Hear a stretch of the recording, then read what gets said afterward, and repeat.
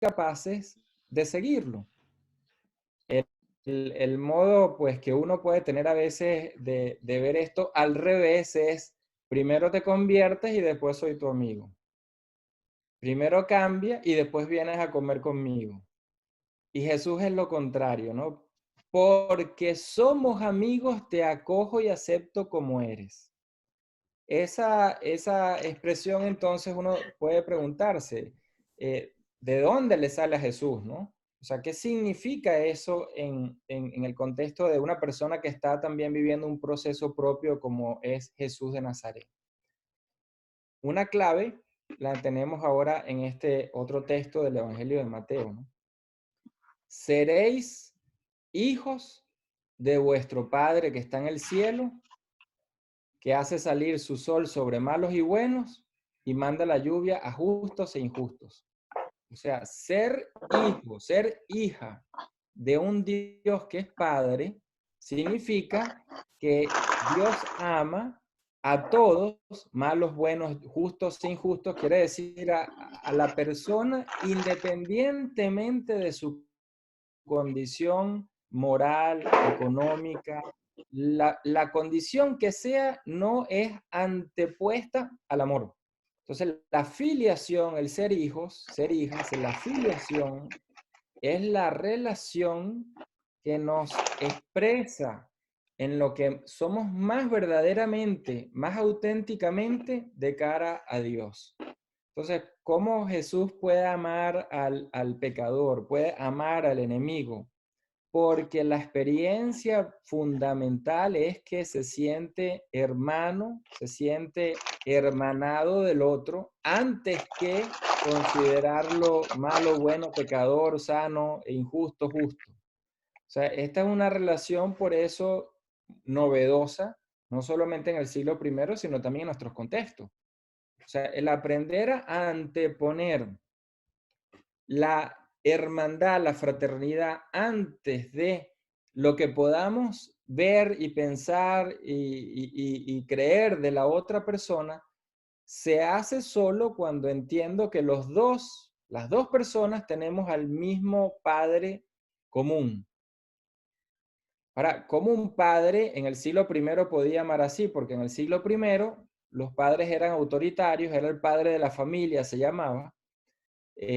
Pater familia era una figura autoritaria, es decir, toda la familia giraba en torno al padre, tanto que cuando moría la madre, esta pasaba a ser la viuda en la figura bíblica, es la más pobre, no tenía ya voz, pues, ¿no? En su propia familia y dependería de ahí en adelante del hijo mayor que pasaba a ser el padre de la familia. Entonces, ¿cómo puede Jesús imaginarse a un Dios que es padre si la imagen cultural y social que había del padre en ese contexto no era esta que él tenía en mente? Entonces, para Jesús, lo que él va descubriendo de ese padre es que es bueno y es completamente compasivo. Tienen este otro texto que dice, ¿de qué modo entiende él que Dios es padre? Y aquí tienen una otra expresión también que es muy fuerte, sed compasivos como vuestro Padre es compasivo. O sea, si somos todos hijos e hijas del mismo Dios que es Padre, ¿cuál es la imagen de ese Padre que tenemos? Para Jesús era la compasión, o sea, la misericordia. Entonces, porque es misericordioso, podemos entonces entender que el pecado o lo injusto o cualquier adjetivo que queramos colocar va después de considerarlo mi propio hermano, mi propia hermana. O sea, porque nos une esa relación con un padre común, pero que es un padre misericordioso, no de otro tipo, de otra manera de ser. ¿Cómo se manifiesta la misericordia? O sea, ¿cómo se entiende? ¿Qué es la misericordia? En este texto nos dicen muchas expresiones que son muy concretas. Al final dice, no juzguéis, no condenéis, perdonad, dad. O sea, todos estos son acciones, actitudes, gestos, palabras. O sea, no juzguéis no significa solamente el no juzgar en palabra, significa también la actitud cuando veo a alguien en la cara, la mirada. A veces con la mirada juzgamos y no necesitamos decir una palabra. La mente, los pensamientos, a lo mejor no digo, pero estoy juzgando. Entonces, juzgar no es solamente decir, sino que toda mi existencia en palabras, en gestos, en pensamientos, vaya moldeándose de manera compasiva. Eso significa hasta el momento en el que ya yo no juzgue más. Entonces, la misericordia es un proceso en el que voy aprendiendo a no juzgar. La misericordia es un proceso en el que voy aprendiendo a no condenar. La otra palabra que está acá. La misericordia es un proceso en que voy aprendiendo a perdonar. Y entonces estas actitudes van concretizando esa imagen de un Dios que es Padre misericordioso, y podemos decir entonces que nos ama como una madre desde lo más profundo de las entrañas de la misericordia que tiene una madre en nuestras vidas. Entonces la misericordia muestra ese rostro femenino, afectivo de Dios, que nos asume desde lo más real que en nuestras vidas puede existir, en ese proceso de aprender a no juzgar, en ese proceso de aprender a no condenar, de aprender a perdonar. Entonces, fíjense, Jesús invita a seguirlo, atrae porque ofrece una propuesta que no era común ser amigo antes de considerarlo al otro pecador o no, y esa propuesta se fundamenta en una vida de profunda entrega y comunión a un Dios que lo entiende desde la compasión y desde la misericordia. ¿Dónde encuentra Jesús a Dios? Una pregunta que nos podemos hacer exactamente igual. ¿Dónde encontramos cada uno de nosotros, de nosotras, a Dios? ¿Dónde lo encuentra Jesús?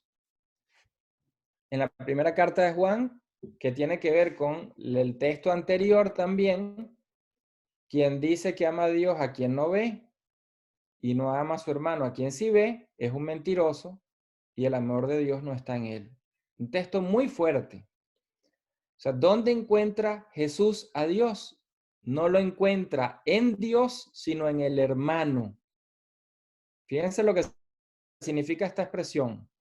A veces estamos en búsqueda de Dios, pero mirando hacia adelante y no miramos a los lados donde están las personas, ¿no? Jesús va caminando de aldea en aldea, de pueblo en pueblo, y va encontrándose con tantas personas, con historias, con situaciones difíciles. En ese entramado de historias, de personas con quien va descubriendo y compartiendo, va encontrando lo real de la vida. Tiene que mirar a los lados. O sea, mirar al rostro significa eso de las personas. Entonces, no encuentra a Dios en Dios, quiere decir que normalmente mucha gente en la época de Jesús y en la nuestra dice, bueno, voy a la iglesia y voy al templo porque ahí encuentro a Dios. Y esa es la primera referencia que existe. Pero tal vez muy poca gente dice, al ver al otro en su sufrimiento, en su situación real o hasta en su alegría, ahí estoy encontrando ya el rostro de Dios presente. Entonces la primera carta de Juan nos deja ese reto. ¿Dónde encuentro a Dios?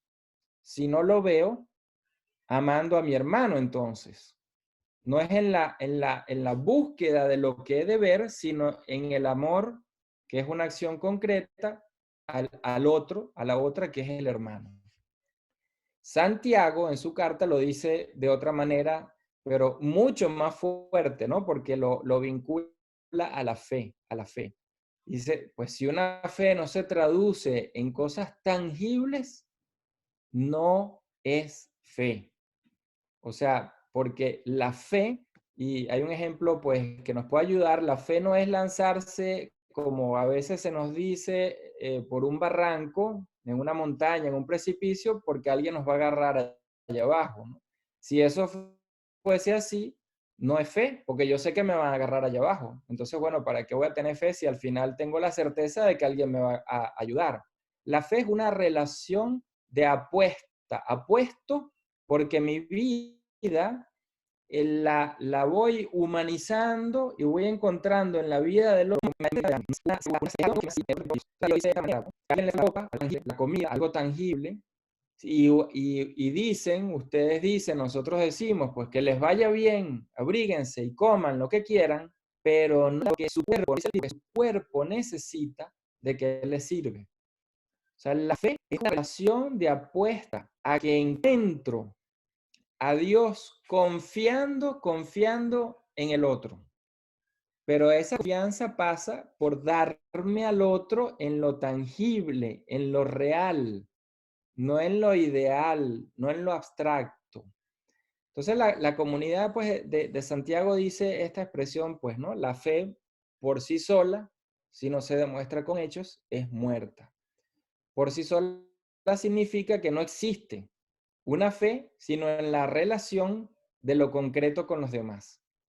O sea, que cuando alguien dice, tenemos fe, debería eso inmediatamente traducirse en nuestras vidas en he encontrado en la otra persona a un hermano, a una hermana con quien descubro las necesidades y con quien puedo compartir precisamente a partir también de esas necesidades.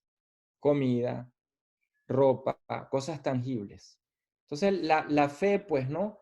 Va conformando, pues, una manera de relacionarnos entre nosotros y con Dios, horizontal y vertical a la vez. ¿Cómo experimentamos, pues, esa fe en Dios, ¿no? ¿Cómo encontramos a ese Dios y en estos momentos en los que estamos viviendo, pues, esta pandemia, aislamientos, incertidumbre, tanta gente sin trabajo, con la angustia de no tener, pues, con qué comer, en fin? El texto de la carta a los Hebreos creo que puede ser iluminador, porque dice que el mismo Jesús, en los días de su carne, es decir, en su vida histórica, en su Galilea, pues, ¿cómo oraba? Clamor y lágrimas. Clamor es gritar, es el grito que sale desde lo más adentro cuando se está desesperado. Eso es lo que significa el clamor en el contexto bíblico. O sea, que no es simplemente un grito, es el grito cuando ya no damos más. Lágrimas, o sea, cuando el dolor es tan fuerte, salen las lágrimas. O sea, que imagínense, desde ahí ora Jesús. O sea, Jesús no está orando simplemente desde la actitud de quien solo pide, quítame este problema. La oración y el experimentar, el encontrarse con Dios se da desde la realidad más real, más dura que todos nosotros llevamos dentro y en nuestras historias de vida. Entonces, clamor y lágrimas. Pero si nos quedamos en el clamor y las lágrimas, podemos correr pues el riesgo de vivir una vida frustrada. O sea, grito desde lo más hondo, lloro, pero no encuentro pues paz, sosiego, o una vida frustrada, o una vida deprimida, o sea, no veo posibilidades. O sea, deprimir es que me aprieta todo y no veo posibilidades más allá de. Entonces, ¿cómo entender ese paso después del clamor y las lágrimas? En Mateo, el texto que tienen abajo lo dice de una manera hermosa, que es un texto que en lo personal siempre me ha tocado mucho y con quien me identifico, y que a veces uno descubre que el texto lo ha leído al revés, o sea, poniendo en el texto las cosas que no tiene. Fíjense, el texto dice, Jesús dice, venid a mí todos los que estáis agobiados y cargados y yo os haré descansar. Esa expresión, bueno, es muy natural, ¿no? O sea, si uno cree en Sí, sí, es Jesús una de realidad. Nazaret, Cuidado. hay una relación en la que yo siento que me voy humanizando, me va haciendo descansar, quiere decir que me va haciendo encontrar conmigo mismo y con los demás. Pero viene la otra parte de la siguiente línea, ¿no? Llevad mi yugo, dice Jesús, llevad mi yugo sobre vosotros. O sea, no dice lo que a veces creemos que es que le damos nuestros problemas a Jesús, dice lo contrario. O sea, Él nos va a dar su carga, no somos nosotros los que les damos la carga a Él. Fíjense la lógica del, como voltea el texto, las expectativas que podemos generar, ¿no?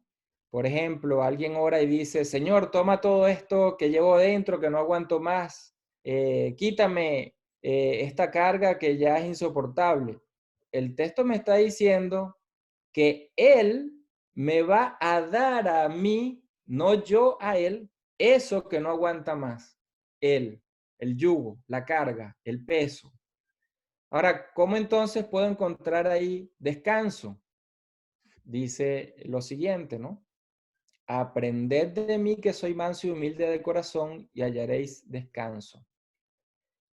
Aquí está la clave de el cómo, aun cuando estamos completamente agobiados y aparentemente sin futuro, podemos encontrar descanso en el Dios de Jesús. Es decir, mansedumbre, humildad de corazón, corazón es la vida, mansedumbre, humildad, actitudes.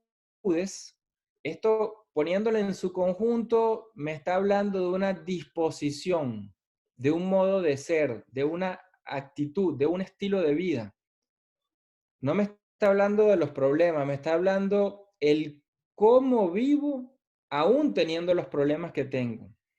Cómo asumo la vida aún cuando siento que es algo pesadísimo, que no puedo llevar más.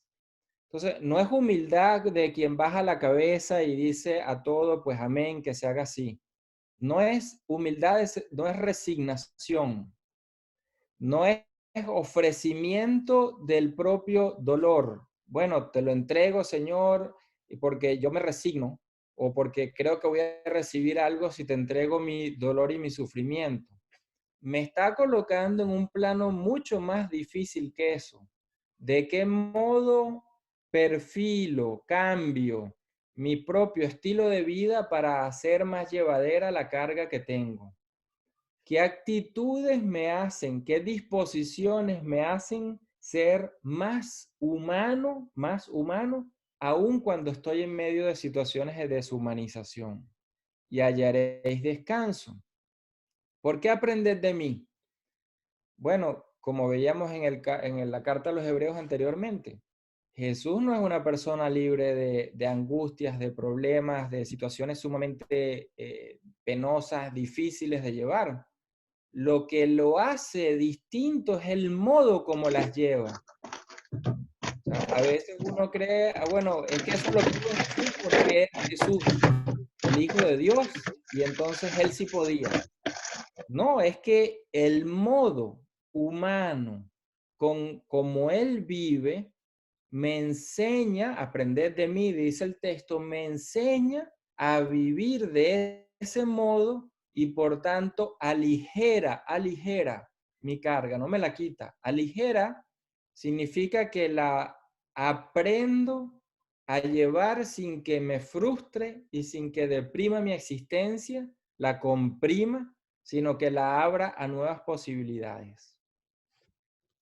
El, el encuentro este entonces lo podemos ver desde esta expresión, ¿no? Cargar con el otro, con la otra, sin descargarnos en esos otros, esas otras. O sea, cuando alguien camina al lado de alguien, ¿no? Y va como todo el tiempo con una mala cara, con malas respuestas, me voy descargando sobre las otras personas.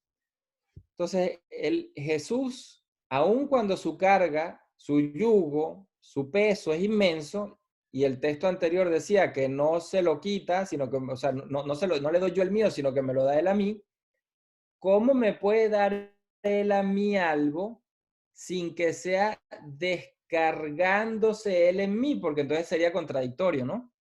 Entonces él me daría su carga, se descarga en mí, él estaría libre y yo estaría con más problemas de los que tengo. ¿Qué significa entonces cargar con el otro sin descargarse? Aquí tenemos algunas claves. Nuevamente, la compasión. En el Evangelio de Mateo tienen el primer día un texto hermoso. Imagínense, dice Jesús acá, llamando a sus discípulos, dijo, tengo compasión de la gente porque no han comido y porque no tienen qué comer. O sea, no les dice, tengo compasión porque no han ido a la misa o porque no han ido a rezar o porque no han ido al templo. O sea, lo que les mueve el corazón a él es que ve una necesidad tangible que pone en peligro la vida de la persona. No tienen que comer. No sea que se desmayen, o sea, va aún más a una actitud mucho más concreta de lo humano, ¿no? Ni siquiera, o sea, que se desmayen. Entonces, cuando ve a esas personas en esa situación y le mueve el corazón, eso es lo que llamamos la compasión. Ahora, no es una compasión como a veces creemos que es lástima. Lástima y compasión no tienen nada que ver. Compasión es cuando me toca realmente mi propia vida hasta el punto de que la otra persona me cambia mi vida. La lástima, no, la lástima es que, bueno, le doy un pedazo de pan por lástima y sigo mi vida yo caminando hacia adelante. La compasión se identifica cuando cambia mi vida, cuando se convierte en una actitud que no me deja vivir bien si el otro no está bien. Y esto es algo hermoso, al menos en el cristianismo. O sea, entender que o todos estamos bien o todos estamos mal. No hay eh, unos bien y otros mal. La imagen de la barca ahora se ha usado mucho, ¿no? En estos días con la pandemia. Bueno, es verdad, todos estamos en la misma barca, pero también es mentira. No todos estamos en la misma barca. Hay gente que se quedó completamente sin nada, pasando hambre, otros que pueden estar en la casa aguantando un poco más, otros que pueden aguantar mucho tiempo. En fin, hay muchas barcas. Entonces, cuando Jesús está con una barca, digámoslo así, sus discípulos que están caminando, ve otra barca acá que es la gente que viene con hambre. ¿Qué hace él?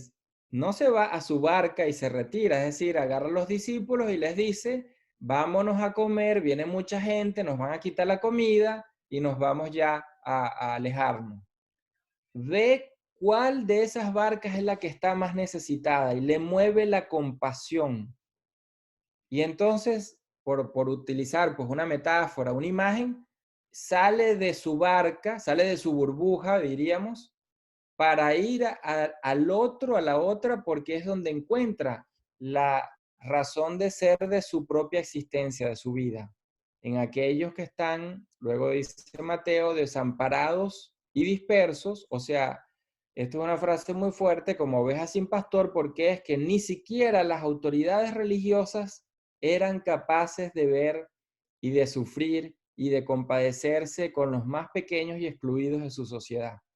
Ni siquiera las autoridades políticas ofrecían ningún tipo tampoco de alivio, o sea, las personas completamente abandonadas. Entonces, bueno, como vemos acá, a Jesús lo mueve esta actitud. Cargar con el otro, entonces, no es cargar solucionando o para solucionar sus problemas. Es qué me mueve, cómo me relaciono con el otro, por qué veo al otro y cuando no lo veo, por qué no lo vi. Es decir, cargar compasivamente. Cuando la compasión me mueve, no me descargo entonces en el otro, porque descubro y veo esa posibilidad de que el otro me humaniza, aun cuando estemos en una situación de deshumanización. Entonces, de Jesús, ¿qué nos da de ese yugo que nos carga? Ahí viene entonces el discernimiento que hemos de hacer, ¿no? Si lo que Él me da para mí es un problema más, o si lo que Él me ofrece es un estilo de vida que aún en mi carga no me descargue en el otro. Esto pudiera parecer muy ideal porque uno dice, bueno, pero es que uno tiene tantos problemas que no puede evitar que uno a veces se sienta frustrado, a veces se sienta deprimido, a veces pase por la vida ofendiendo. Bueno, y es verdad. Esto no es que es el ideal de mañana ni de pasado mañana. Es el proceso de humanizar nuestras vidas al estilo de Jesús de Nazaret. O sea que es un proyecto, el sígueme es tener esto en el horizonte, es caminar hacia eso, no es pensar que esto va a ser dentro de una hora, dentro de un día o dentro de un mes. El sígueme es ven y verás. O sea, hagamos un camino, hagamos una experiencia, hagamos ese proceso, pero la clave, ser amigos del pecador, del injusto, o sea, ser amigos antes. O sea que si soy amigo antes, no veo la condición moral, económica, social de la otra persona. Veo a la otra persona en tanto es persona humana. Y entonces voy tejiendo la posibilidad de tener una relación de amistad que pase a una relación de fraternidad y entonces va ampliándose pues la relación. Para terminar, pues, ¿no? En este momento tenemos digamos, el riesgo de paralizarnos, ¿no? El miedo paraliza, el no ver futuro paraliza, el tener problemas inmediatos, salud, comida, paraliza. Mirar lo esencial y no solo lo coyuntural. O sea, lo esencial no significa que volteemos la mirada, sino que en medio de todo lo que estamos viviendo, qué es lo esencial que nos permite seguir viviendo a pesar de, dice el texto acá que tienen de Mateo 25, una serie de criterios que nos pueden ayudar. Eh, Señor, cuando te vimos hambriento, lo hemos leído muchas veces este texto, ¿no? Cuando te vimos hambriento y te dimos de comer, o sediento y te dimos de beber, cuando te vimos forastero y te acogimos, o desnudo y te vestimos, cuando te vimos enfermo o en la cárcel y fuimos a verte. Y el rey les dirá, en verdad os digo que cuanto hicisteis a uno de estos hermanos o hermanas mías, más pequeños a mí me lo hicisteis. Lo esencial, la clave, si somos capaces de descubrir en los rostros, en las vidas, en las situaciones en las que los demás pasan su cotidianidad, o si no somos capaces de ver ahí el rostro de Jesús de Nazaret. Si soy solo capaz de verlo cuando voy a la misa, o si soy capaz de encontrarlo en el hermano, en la hermana y celebrarlo en la Eucaristía, que es distinto. Entonces, el texto me coloca ante lo esencial de la vida cristiana y del seguimiento de Jesús. Lo esencial significa lo que Jesús hizo de aldea en aldea. Lo que Jesús hizo que atrajo a los que le siguieron hasta decirle, bueno, vamos contigo, vamos a caminar contigo y veremos qué descubrimos en la experiencia que hacemos. Lo esencial es esto, el contacto con las personas desde sus realidades concretas y cotidianas.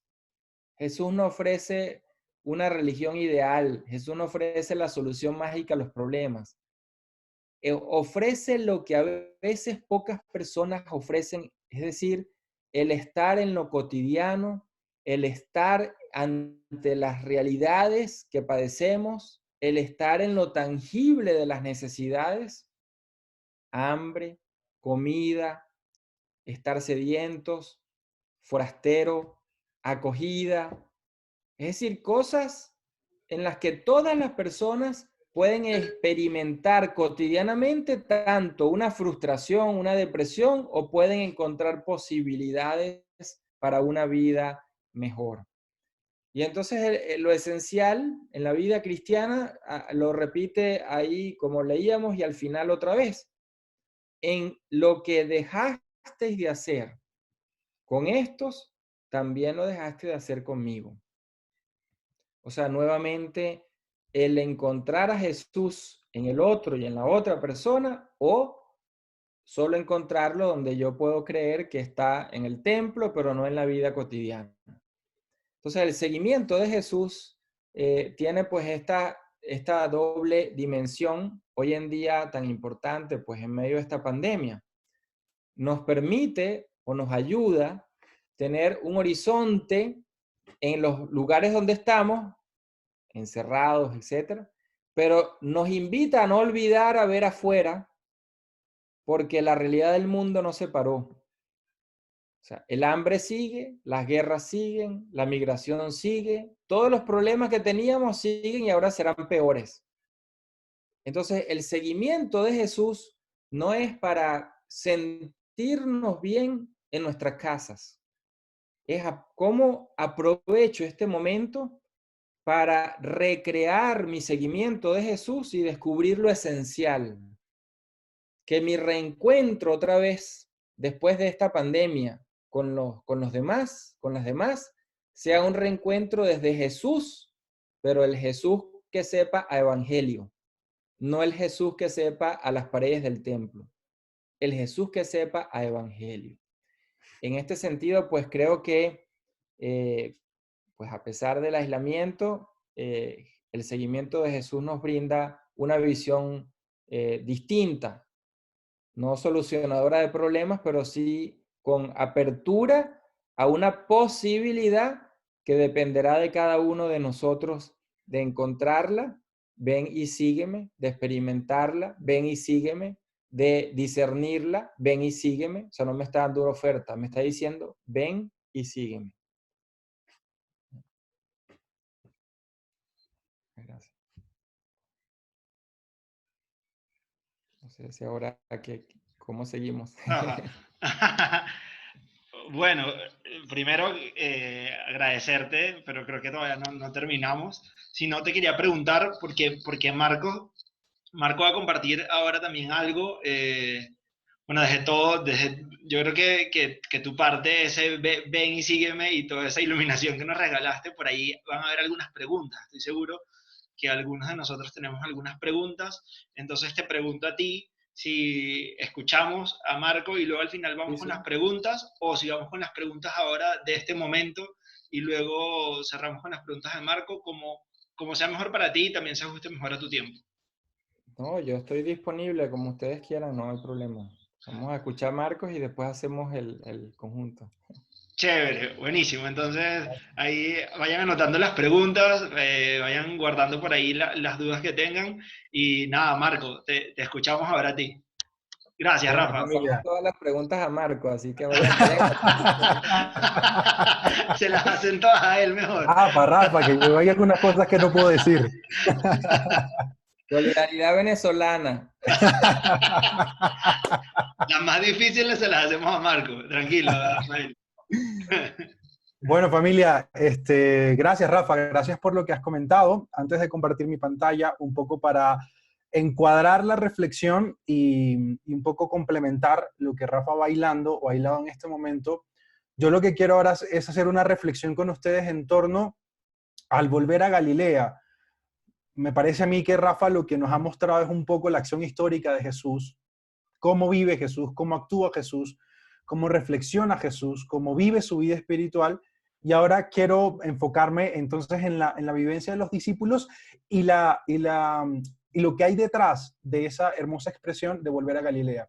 Una vez más, quienes me conocen ya saben que al Evangelio de Marcos les tengo un especial cariño, entonces me voy a detener únicamente en la expresión volver a Galilea en el contexto del Evangelio de Marcos. Seguramente para los otros evangelios tiene algunas otras implicaciones, pero por el momento me voy a detener entonces en el Evangelio de Marcos.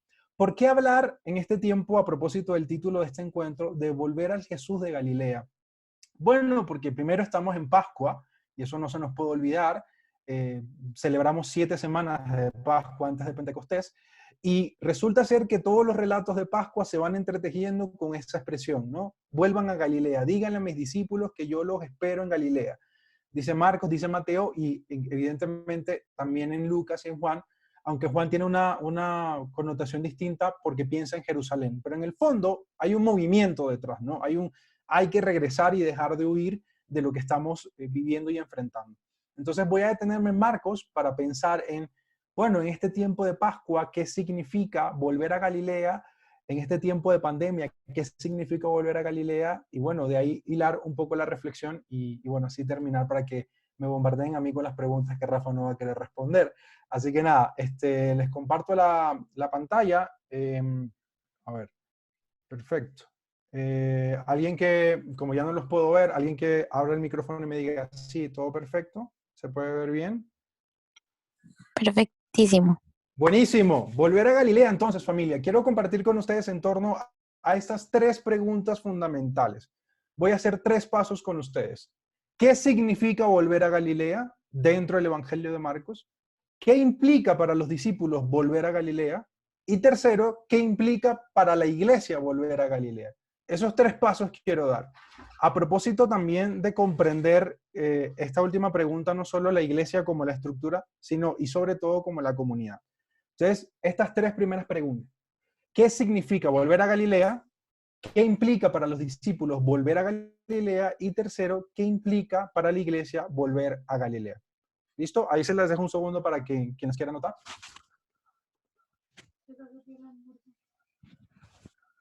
Entonces, listo.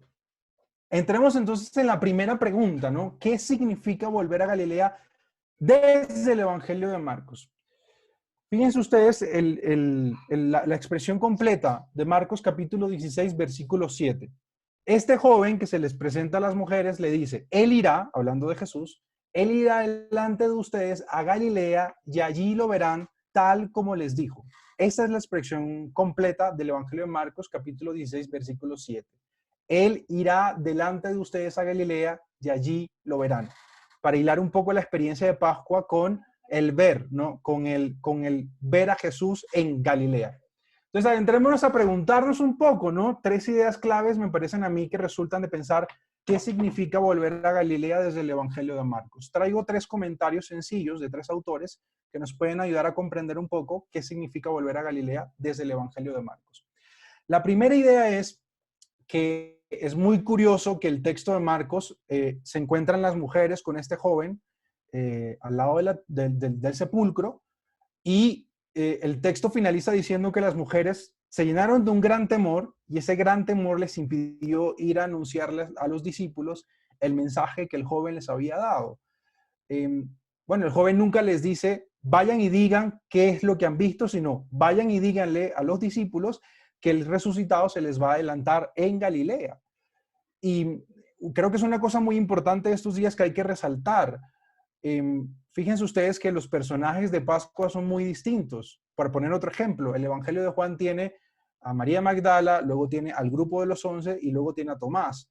Pero cada uno vive su propia experiencia de Pascua, cada uno tiene su propia experiencia de encuentro con el resucitado. Entonces, a veces, un poco hilando con lo que venía diciendo Rafa, también queremos esquematizar eso, ¿no? Entonces, Pascua es esto, y el que no viva esto, pues no está en Pascua. Por poner un ejemplo, ¿no? Como Pascua tiene que ver con la alegría, hay que estar alegre, y el que no está alegre, pues no está viviendo Pascua. No, a veces nuestra tentación es un poco enmarcar la experiencia de Jesús a esta única experiencia, ¿no? Y si no es esta, entonces tú no perteneces a este grupo, ¿no? Entonces, me gusta mucho el comentario que hace Secundino Castro Sánchez, porque dice que las mujeres entienden que el resucitado no se le puede ver sin hacer su propio camino, ¿no? Entonces, ellas experimentan su propio camino y los discípulos también tienen que vivir su propio camino. Entonces, volver a Galilea significa, es una forma de decir, Marcos, que tiene Marcos para decir que cada discípulo debe vivir su propio camino de Pascua, su propio encuentro con el resucitado, porque si no, caeríamos en la tentación de también hacer de la Pascua una ideología, un folletico de catequesis, no sé, un paquete que se instala a quienes quieren ser discípulos de Jesús. Entonces esto es Pascua, ¿no?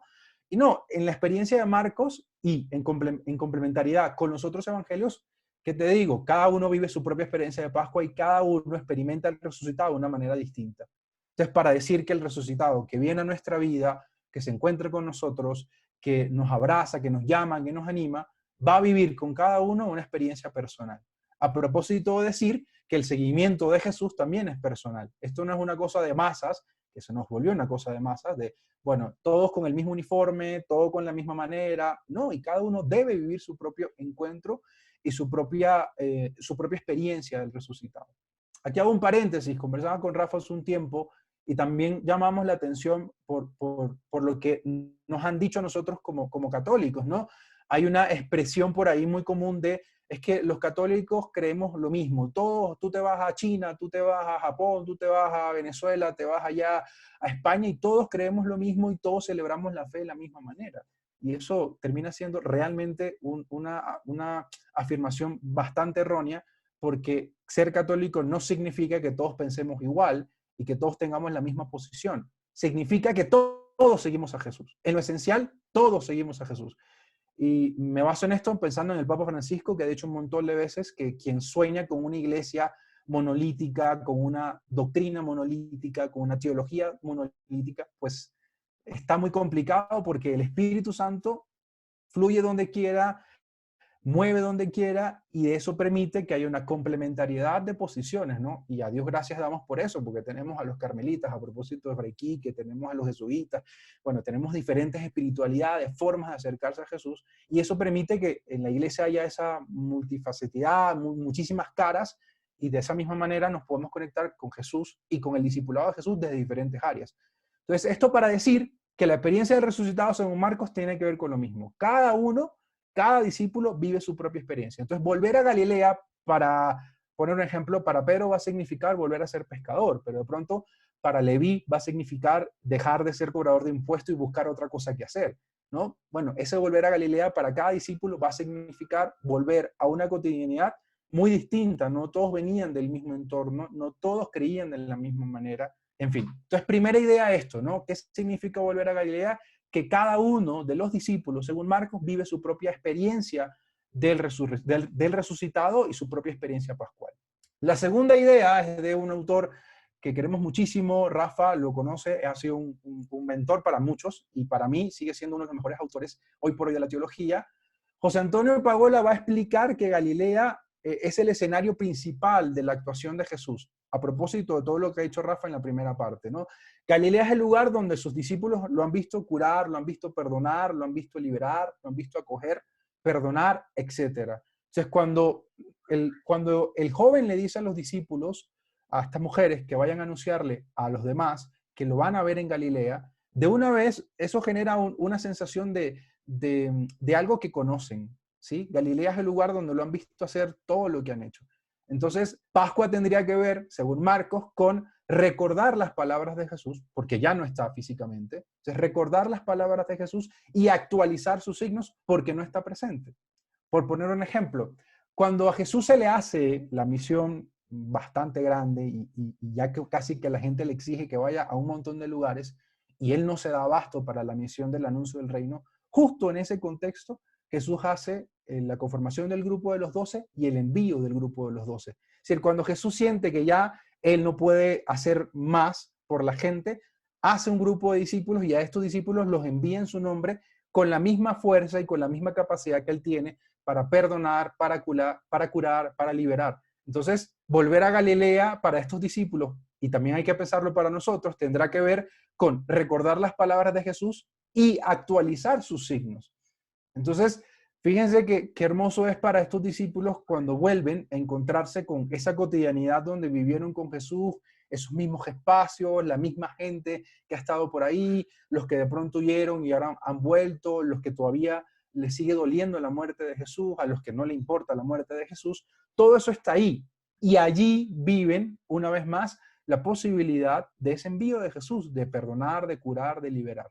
Entonces, si vamos caminando tras las huellas de Jesús, si vamos viviendo desde la espiritualidad de Jesús, desde su acción histórica, desde lo que él hacía, su praxis de misericordia, en ese momento, allí, justo allí, iremos descubriendo al Jesús que sigue vivo y se hace presente, al Jesús que sigue amando y se hace presente, al Jesús que sigue perdonando y se hace presente. Cada vez que nosotros vivamos y actuemos a la manera de Jesús, ahí se está haciendo presente el Jesús resucitado y lo podemos experimentar. Entonces, este segundo punto me parece importante por eso, porque no se puede desligar al resucitado con el viviente, ¿no? Con el que ha vivido, con el que ha sido durante todo ese tiempo el gran maestro de los discípulos, ¿no? Volver a Galilea entonces va a significar recordar todo lo que Jesús hizo con ellos, todo lo que Jesús hizo en presencia de ellos, y de allí tomar esa experiencia que han tenido con Jesús y actualizarla, hacerla vida y hacerla presente. Habrá que preguntarnos hoy si estamos dispuestos nosotros a actualizar los signos de Jesús. Porque les digo una cosa, actualizar los signos de Jesús hoy, incluso para muchos dentro de la iglesia, va a significar un roce y una tensión. Un poco, miren la vida del Papa Francisco, ha hecho un montón de cosas que para algunos ha sido escandaloso, porque no, eso no puede ser, ¿no? Pero lo que está diciendo el Papa Francisco con eso es, no, pues mi única regla es el Evangelio y es Jesús. Entonces, este segundo punto, para recalcar entonces una segunda idea sobre qué significa volver a Galilea. Último punto sobre esto, y denme un segundo mientras pongo a cargar el ordenador. Último punto. Galilea no solo es el escenario bonito de la acción de Jesús, ¿no? De lo que Jesús ha hecho, de lo que Jesús ha propuesto como vida, sino que también es el escenario de los pecados de los discípulos, ¿no? Si ustedes miran la vida de Jesús y miran la vida discipular, es muy curioso. En Marcos quedan muy mal. En el Evangelio de Marcos los discípulos, más o menos como 6 veces Marcos dice que los discípulos no entienden nada. Pedro se le quiere poner al frente porque su idea de Mesías era que era un Mesías político y poderoso, y resulta ser que dice que va a morir en la cruz, que va a entregar la vida. Entonces Pedro también tiene su encontrón con Jesús. Por ahí los hijos del Zebedeo que dicen, Señor, cuando vengas en tu gloria, por favor, danos los puestos de poder. Entonces también fallan. Entonces parece ser que en Marcos los discípulos están en constante examen y lo fracasan y lo pierden. Entonces Galilea no solo es el ambiente bonito donde Jesús ha sanado y liberado, sino que para los discípulos es también el ambiente donde ellos han sido malos discípulos, por decirlo de alguna manera. Han fallado a la propuesta que Jesús ha hecho, se han equivocado, no la han atinado, han soñado con un Jesús de una manera y resulta ser que este Jesús no deja que los discípulos le impongan un estilo que no tenga que ver con el reino de Dios. Entonces, volver a Galilea también para el Evangelio de Marcos significa y de la resurrección, a partir de la cruz y de la resurrección. Pero no solo es volver a leerlo para conocer más de Jesús, sino para hacer posible, hacer realidad eso que Jesús ha hecho. Por ahí hay un teólogo, Walter Casper, que dice que Jesús hizo posible que nosotros creyéramos que vivir de esta manera no era una locura. Es decir, Jesús muestra con su vida que es posible amar a los enemigos. Jesús muestra con su vida que es posible encontrar a Dios en una pagana que no formaba parte del pueblo judío. Jesús muestra con su vida que es posible que uno se encuentre con Dios compartiendo en la mesa con los que piensan distinto. Jesús muestra con su vida que eso es posible, y cuando uno mira la vida de Jesús, debe tener la intuición de decir, bueno, Jesús abre el camino de cómo hacer eso posible, ¿no? Antes de Jesús, bueno, eso era una locura e impensable, que Dios hubiera preferido sentarse a la mesa con los pecadores que quedarse en el templo. Entonces, volver a Galilea para nosotros también significa una cosa que hemos estado diciendo con Rafa desde hace mucho tiempo, y en este tiempo de pandemia también, significa volver a los evangelios, significa volver a leerlos, significa adentrarnos en el conocimiento de Jesús leyéndolos, mirándolos, reflexionándolos en comunidad, haciendo oración personal con ellos, volver a leerlos, para que con la fuerza de la Pascua, con la fuerza de resurrección, con el Espíritu de Jesús, hagamos que ese evangelio no se quede en un libro de papel cogiendo polvo. Por eso me gusta decir que la Biblia no es ese libro que vas a San Pablo y lo compras, sino que la Biblia es toda vez que yo escuche, lea esa palabra y la haga vida. Ahí esas palabras de Dios. Mientras tanto, eso va a ser un libro que es muy bonito, que puede tener una carátula muy bonita, pero ¿cuándo se hace palabra de Dios? Se hace palabra de Dios cuando yo, leyéndola y meditándola, la hago vida en mi propia vida. Entonces, volver a Galilea para Marcos, recuerden también que en el contexto de la primera comunidad cristiana, años 70 más o menos, cuando se escribe Marcos, no estaba tan bonito como lo tenemos ahora, de versículos, capítulos, notas a pie de página. Eso era un bloque que se leía completo. Entonces, cuando terminaban de leer el Evangelio completo, ese volver a Galilea era un guiño de Marcos para decir, bueno, vuelvan a leerlo, porque todavía hay mucho que pensar y repensar para hacer posible la vida de Jesús en nuestra vida. Entonces, para retomar esta primera pregunta, para Marcos, volver a Galilea va a significar, primero, que los discípulos deben vivir su propio proceso y su propio encuentro pascual. Cada uno vive de su manera particular el encuentro con Jesús resucitado. Segundo, implica que es el volver al lugar donde los discípulos han visto a Jesús actuar de la manera en como Rafael nos ha descrito que Jesús actúa. Entonces significa recordar sus palabras y hacer que los signos de Jesús se actualicen en el momento presente.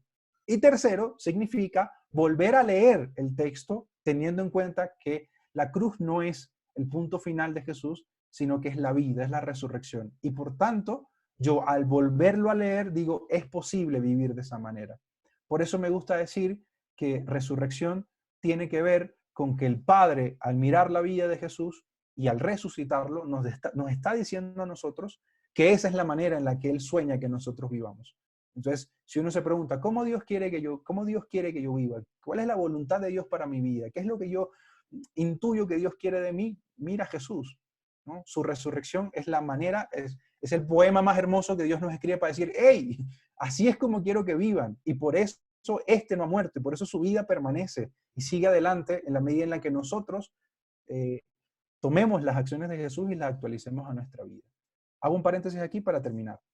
No olviden esa otra expresión de Jesús en los evangelios, ¿no? Ustedes harán cosas mayores, ¿no? Ustedes han visto estas cosas, bueno, ustedes harán cosas mayores. Bueno, habrá que pensar en este tiempo, ¿cuáles son esas otras cosas, esas cosas mayores que podremos hacer nosotros a invitación de Jesús y con la fuerza de Jesús? Bueno, hasta aquí la primera parte, respondiendo a la pregunta en Marcos, ¿qué significa volver a Galilea? Entremos ahora en la pregunta de, bueno, este volver a Galilea, ¿qué implica para los discípulos? Y también quiero decir tres cosas que son importantísimas y que están implícitas y que si uno no se da cuenta de esos detalles, pierde la esencia de lo que Marcos quiere anunciar con su buena noticia. Primero, volver a Galilea significa ir a un espacio distinto al que no pensaban ir los discípulos. Los discípulos han vivido con Jesús, han caminado con Jesús, pero hay que entender algo, son judíos y creen que el lugar donde Dios se hace presente es en el templo. Pero resulta ser que el resucitado, en el anuncio del joven, no les dice, vayan al templo a orar, sino les dice, vuelvan a Galilea. O sea, piensen en qué significa Galilea, la Galilea de los paganos, de los gentiles, la Galilea donde está la gente no querida. Es el lugar más lejano de Jerusalén. Es decir, no es el lugar en el centro de la fe, sino es el lugar distinto, apartado. Entonces, Juan Mateos va a ser una punta interesante, ¿no? El campo de la misión es distinto, aunque el itinerario personal va a ser el mismo, ¿no? El mismo itinerario que han vivido, ahora lo van a volver a vivir sin la presencia, digamos, histórica de Jesús, pero ahora con la intuición de hacerlo solos en cierta medida, porque, bueno, no tienen al Jesús que les puede decir, bueno, no hagan esto y lo otro. No hay recetas, como lo decía Rafa. No, ese ven y síganme no es una receta, sino es vengan y lo van a ver, vengan y descubran cómo es la cosa. Entonces los discípulos vuelven sin una receta mágica, ¿no? Para anunciar, sin un dogma para anunciar. Vuelven a contar, yo he experimentado al resucitado de esta manera, el otro dirá, yo lo he experimentado de esta manera, pero van a un campo y a un lugar muy específico, ¿no? La Galilea de los gentiles. No van al templo de Jerusalén, no van al lugar privilegiado, entre comillas, de la religión de la época de Jesús. Van a lo más alejado posible, ¿no? Aquí yo denoto una idea del Papa Francisco, ¿no? La iglesia en salida, la iglesia que deja de estar en el templo, que se encierra en el templo y sale a evangelizar. Bueno, lo mismo le pasa a los discípulos. La invitación de volver a Galilea es decirles, allí está la ruta, ¿no? El epicentro de la fe en Jesús de Nazaret es el lugar donde están los pecadores, los paganos, los que la religión de Jesús no quería. Ahí nace. Y de ahí se expande a otros lugares, ¿no? Entonces pensar que la Galilea es el control de mando de los discípulos, ¿no? Allí van a experimentar al resucitado y ahí lo van a predicar.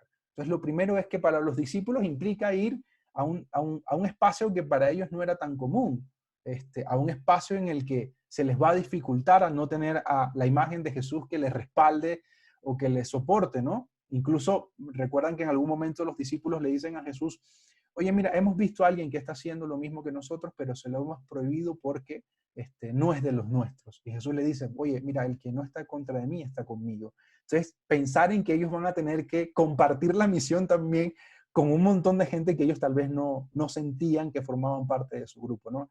Es una forma de decir que Jesús no les pertenece, está más allá de sus límites y en ese proceso de conversión van a ir viviendo también su encuentro con el Jesús resucitado. Esa es la primera idea. La segunda es hermosa también porque ir a Galilea significa darle la espalda a Jerusalén, es decir, no alejarse un poco de lo que ellos mismos tenían en su concepto de cómo vivir la fe y de cómo vivir la religión, es decir, romper un poco con eso, y les toca de una manera muy difícil, son judíos, y ahora les dicen, no, pues no, tu invitación es al templo, sino a seguir mis huellas y mis pasos en los lugares donde yo estuve. Yo me imagino que igual, como puede ser difícil para nosotros, fue difícil para ellos no hacerlo sin la presencia de Jesús que les daba una cierta comodidad. No, les toca abrir camino también, explorar los espacios donde de pronto Jesús dejó solamente una huella, un camino, y tocaba hacer mucho más tramo. Entonces es un temor también el que sienten los discípulos. Por eso Mateo va a seguir diciendo, los discípulos tienen que llegar personalmente a la misma experiencia, la experiencia de Jerusalén, de Galilea, perdón, pero no va a ser una experiencia personal en Jerusalén, sino en Galilea, es decir, tendrán que renunciar a sus ideales de un Mesías de poder y de gloria para Israel. Es decir, este Jesús, que primero en su vida histórica se muestra como un Mesías distinto, que no quiere el poder, que no quiere el trono, que no quiere imponer el reino de Dios, sino que se muestra humilde, se muestra pobre, ahora los invita a volver a Galilea para eso mismo. Entonces, si todavía había quedado dudas por ahí en alguno de los discípulos de Jesús de, bueno, ahora que ya resucitó, ahora toca imponer nuestra fe, volver a Galilea les recuerda, no, no es el camino. ¿Cómo lo hizo el maestro? No se impuso, no quiso autoridad, no quiso poder, solo quiso servir. Entonces, si ustedes van a volver a Galilea, no es para ahora imponer que todo el mundo tiene que creer en Jesús, no es ahora para imponer, ahora, bueno, entonces nos vamos a distribuir, los coordinadores de la misión son ustedes, entonces estos son los que mandan y nosotros vamos a seguir lo que ellos digan. No, el volver a Galilea también implica el imitar una vez más, el atreverse con valentía a seguir el estilo de vida de Jesús. Y el estilo de vida de Jesús es la de un Mesías al revés, como dice algún autor. Entonces, habrá que pensar si eso lo estamos haciendo hoy nosotros. Si este volver a Galilea que nos invita a Pascua nos ha ayudado también a repensar si hay algunas cosas que hemos puesto en nuestros procesos de vida, de fe, de evangelización y de comunidad, que tienen más que ver con un Mesías de poder y de gloria que con el Mesías pobre, humilde y servidor que fue Jesús de Nazaret. Entonces, la crisis en la que entran los discípulos es, oye, pero pensábamos que era un Mesías de poder para Israel, pero resulta ser que aún en su resurrección nos envía una vez más a ser pobres, a servir, a ser el último, a ser humildes. Y eso también me parece a mí es un punto importante de lo que significa volver a Galilea para los discípulos. Significa, según Mateos, que esta gente tiene que renunciar a sus ideas de un Mesías poderoso y glorioso para Israel y volver a entrar en el misterio de un Jesús que es un Mesías pobre, servidor, humilde para los demás. Último punto entonces de lo que significa para los discípulos. Esto es todavía mucho más complejo si lo actualizamos en nuestro día a día, ¿no? Pensemos, ver al resucitado en la tierra de su actuación terrena, como ya hemos visto, significa también poder comprender a Jesús plenamente. Es decir, recuperar y ver los espacios donde Jesús actuó y ahora sí comprender por qué decía lo que decía, ahora que les toca a ellos hacerlo, ¿no? Para los discípulos, esta comprensión no será todavía posible cuando andaban con Jesús. Ya ven, en Marcos los discípulos andan perdidos, no entienden, no comprenden. Cuando resucita y vuelven a su vida cotidiana, cuando hacen una relectura de lo vivido, como muchas veces nos pasa a nosotros, nos pasa algo, no entendemos, pero luego nos pasa otra cosa, un tiempo después dicen, ah, ya entendí, esto tenía que ver con esto, ¿no? Lo mismo le pasa a los discípulos, vuelven a Galilea y ahora pueden comprender mejor a Jesús, pero ese movimiento que hace a Galilea, obviamente, como hemos dicho hasta ahora, es un darle la espalda a Jerusalén. un darle la espalda al Dios estructurado del templo. Y bueno, creo que eso es un poco el gran lío que tenemos nosotros hoy, que igual lo hacía Rafa hace un momento, ¿no?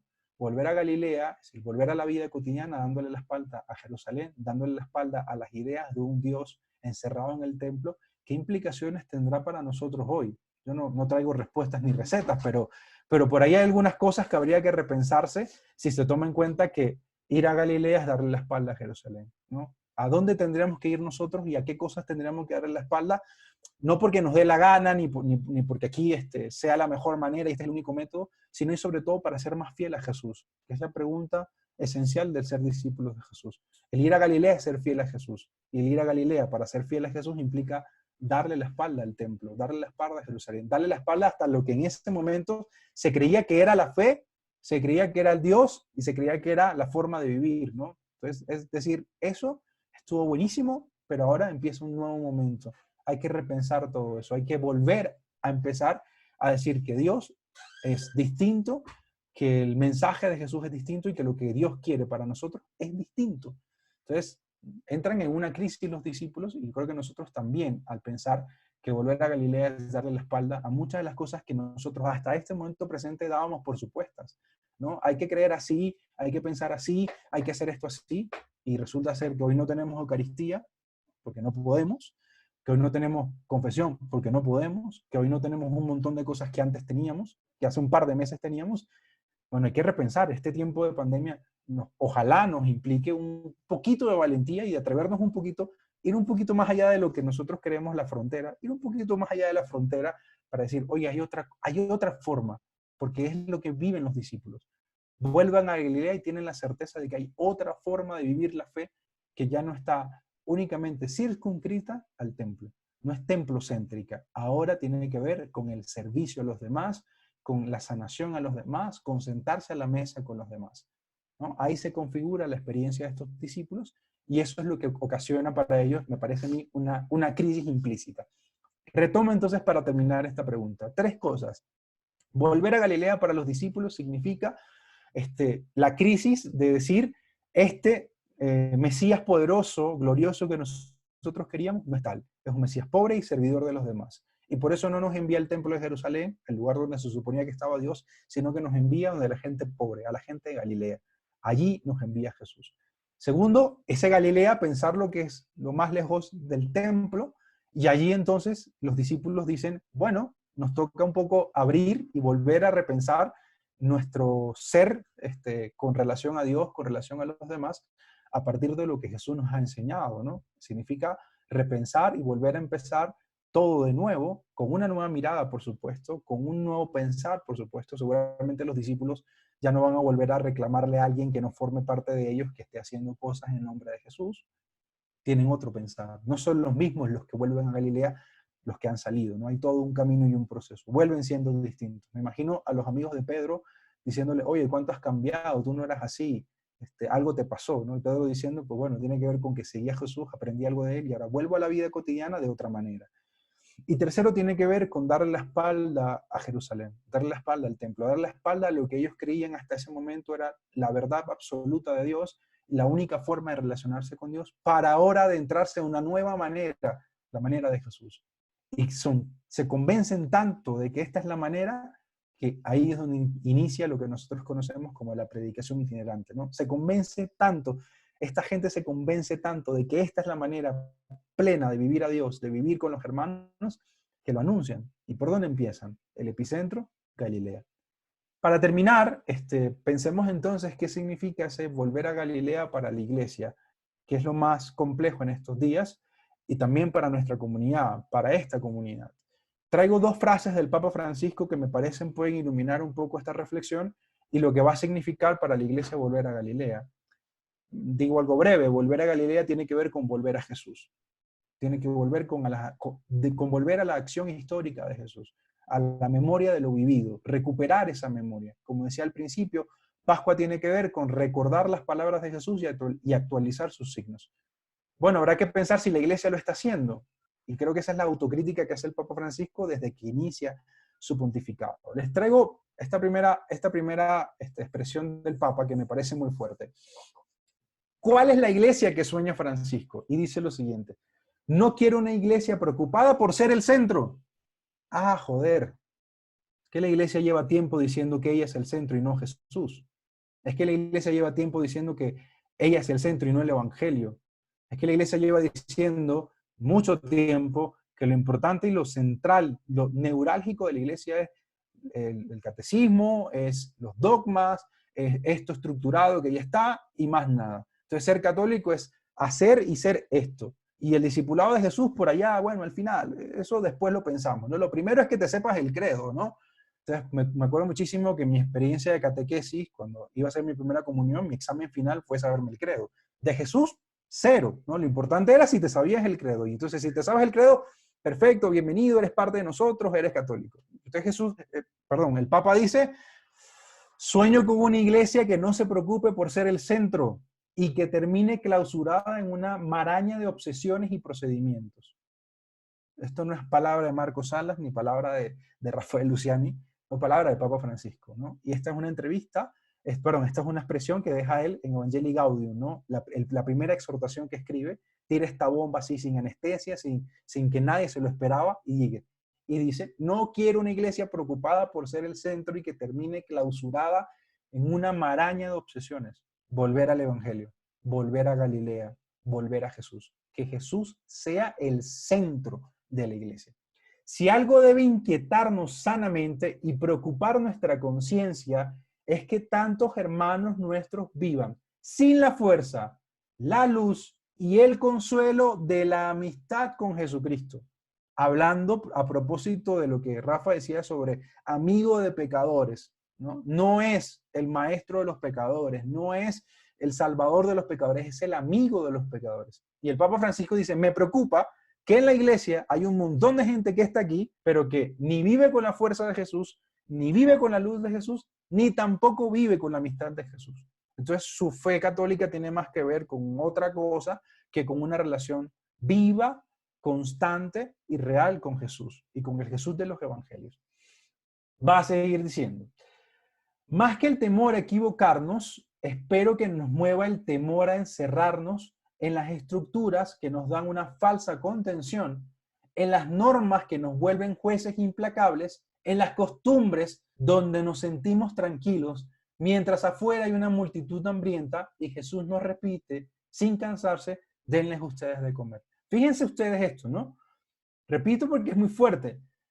Más que el temor a equivocarnos, espero que nos mueva el temor a encerrarnos en las estructuras que nos dan una falsa contención. Eso lo tenían los discípulos también. O sea, tenían las estructuras, tenían el templo, tenían ya toda la experiencia religiosa enmarcada, lo que tenían que hacer, los mandamientos que tenían que seguir, y eso les daba una tranquilidad. Ya estamos viviendo como Dios quiere, no nos tenemos que preocupar por si el otro se muere de hambre, por si el otro está herido, por si el otro se siente mal. No importa, yo estoy viviendo las reglas que me dicen que tengo que vivir. Además de eso dice: en las normas que nos vuelven jueces implacables, tal cual como le pasó a los discípulos, esta es una pecadora, a esto se los prohibimos porque no forma parte de nosotros, esta como no forma parte de nuestro grupo porque es pagana o porque es prostituta, es adúltera, lo que sea, entonces ella no puede, ¿no? Entonces hay que ser jueces de los demás. Ese famoso encuentro de Jesús con la mujer acusada de adulterio, cuando se pone al frente y dice: el que esté libre de pecado que tire la primera piedra, ¿no? O sea, la actuación de Jesús va más allá. Entonces, en las normas que nos vuelven jueces implacables, en las costumbres donde nos sentimos tranquilos. Ay, Jesús, esto Rafa lo ha reflexionado un montón en estos días, ¿no? La Eucaristía, la manera en la que hemos vivido la confesión o la reconciliación, la manera en la que hemos vivido los encuentros comunitarios, todo eso se nos quitó, familia. No tenemos nada. ¿Qué es lo único que nos ha quedado en la casa? El Evangelio. Y ojalá nos atrevamos a dar, ¿sí?, la vuelta y mirarlo y leerlo un poco, ¿no? Nos han quitado todo, por la situación de pandemia, ¿no? Por la situación en la que tenemos que cuidar del otro, ¿no? Pero por ahí, fíjense que es un tiempo muy bonito para repensar esto, ¿no? La gente se sentía tranquila de vivir su fe porque iba a misa todos los domingos.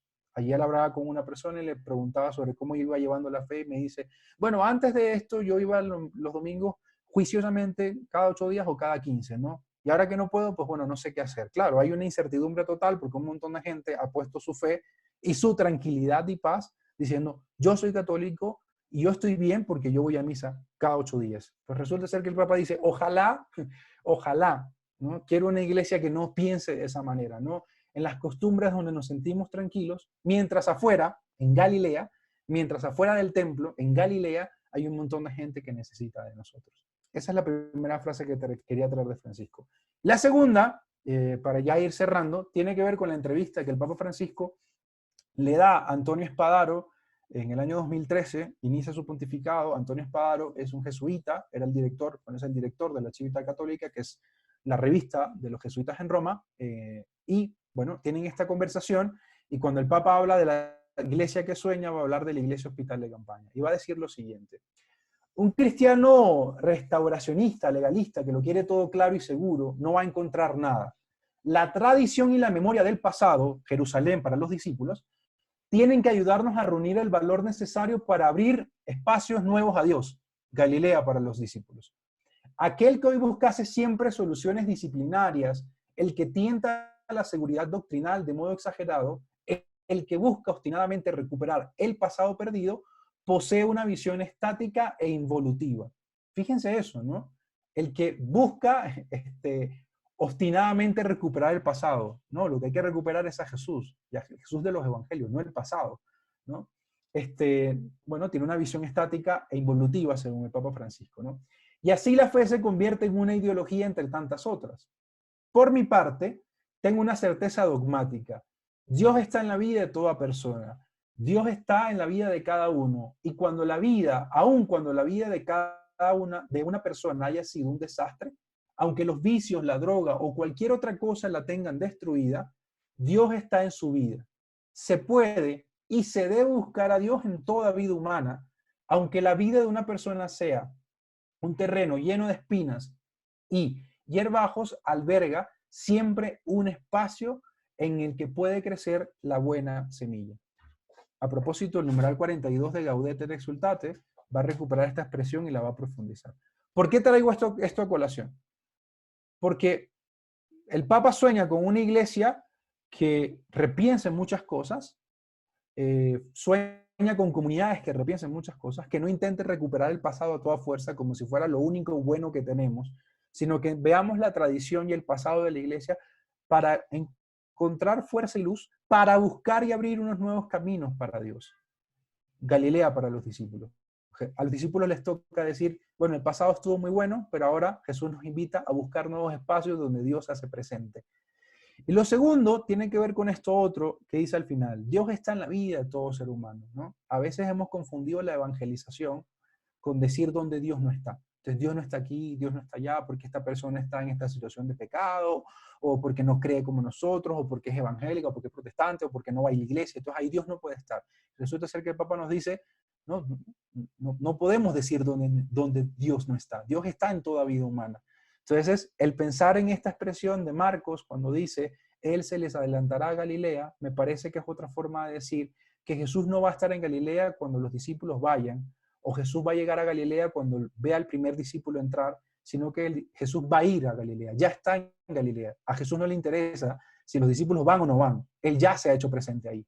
Ahora, es nuestra intención, nuestra invitación, aceptar el reto de ir a Galilea para descubrir que Él ya está allí, ¿no? No es que nosotros lo llevemos en una cajita mágica de aquí está Dios, aquí está Jesús resucitado, sino que Él se sale de nuestros esquemas y nos dice, allá los veré. Si llegan o no llegan, no importa, allá yo voy a estar. Entonces, creo que esa es la invitación para estos días de Pascua, de volver al Jesús de Galilea, de volver a Jesús, de volver a Galilea, ¿no? Redescubrir esta fuerza del Dios que se ha mostrado en Jesús y del Jesús que nos invita ahora a seguir su camino de manera tan profunda y esencial como lo ha hecho Él. Bueno, no tengo más nada que decir. Alejandro. Estoy. Aló, aló. Marquito, muchísimas gracias, brother. ¿Aló, me escuchan? Con gusto, brother, con gusto. Aquí estamos. Viene la tanda de preguntas, supongo. Sí, sí, queremos abrir un ratico para que todas las personas que tienen por ahí alguna pregunta anotada o algo que les quedó rondando en la cabeza de lo que dijo Rafa, de lo que dijo Marco, nada, lo compartan ahorita. Y si hay algo por ahí que no haya dicho Marco o Rafael, pero que hayamos leído en lo que nos dijo Marco para leer y todavía nos quedó por ahí rondando en la cabeza, o algo que estemos viviendo ahora, que por ahí aprovechemos que están estos dos teólogos acá con nosotros y queremos preguntarlo, pues nada, es el momento de hacerlo también.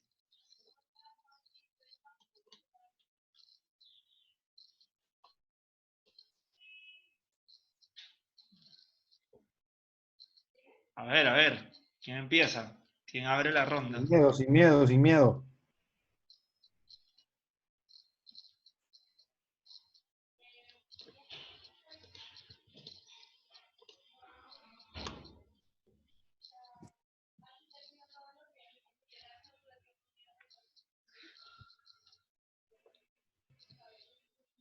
Rafa, estoy seguro que por ahí todos están ya como organizando las preguntas. Yo, de las primeritas cosas que dijiste, hubo algo que me quedó resonando. Tengo una pregunta para ti y una para Marcos, pero vamos primero con esta que creo que fue lo que tú dijiste, ¿no? Porque tú decías bueno, que Jesús hablaba de un Dios Padre que no se parecía tanto al Padre o no se parecía tanto a la figura de Padre que había en ese momento, ¿no? Sobre todo para los judíos. Pero ¿cómo se forma Jesús, esta figura de padre? ¿Es José quien forma esta figura de padre de Jesús? ¿O es ese caminar de Jesús y de ver la injusticia que hay quien forma esa figura de padre que él mismo se hace? Sí, o sea, hay un proceso en Jesús, pues, ¿no? Como persona que va descubriendo y redescubriendo muchas de las cosas que aprendió.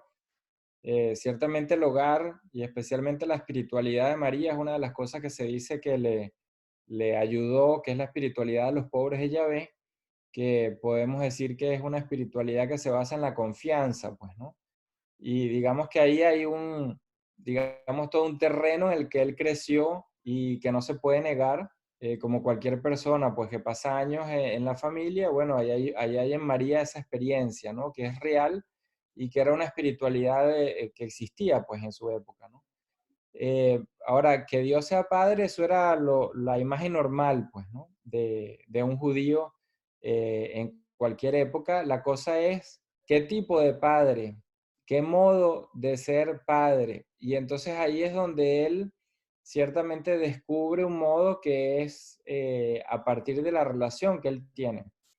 O sea, que eso también es como fundamental, pues no es que la descubre porque le vino una visión y ya de repente sabía, ¿no? A partir de un momento, sino que hay un proceso en el modo como lo trata y como Dios lo trata a él, que va naciendo esa visión compasiva.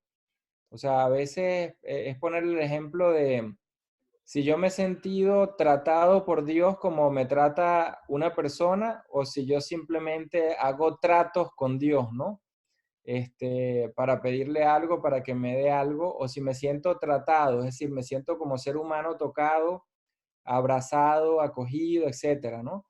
Entonces, en Jesús, lo que podemos saber es que hubo un proceso y ese proceso le va haciendo ver que se siente tocado, pues, en su vida por Dios, ¿no? Y es como aquello, si tú te sientes perdonado, tú perdonas porque sabes lo que es ser perdonado. Entonces Jesús, porque se siente amado, puede amar con más libertad. O sea, el amor primero es eso. Porque se siente perdonado, puede perdonar con más libertad. Porque se siente abrazado, puede abrazar con más libertad. Pero quien no ha tenido esa experiencia primera, es más difícil pues poder salir hacia el otro, hacia la otra persona y comunicarla, ¿no? Entonces, si hay una experiencia en Jesús muy real, hay un proceso en Jesús muy real y hay pues todo un crecimiento que va en torno a esa experiencia de descubrir a Dios pues, ¿no? En su vida. Gracias, Rafa.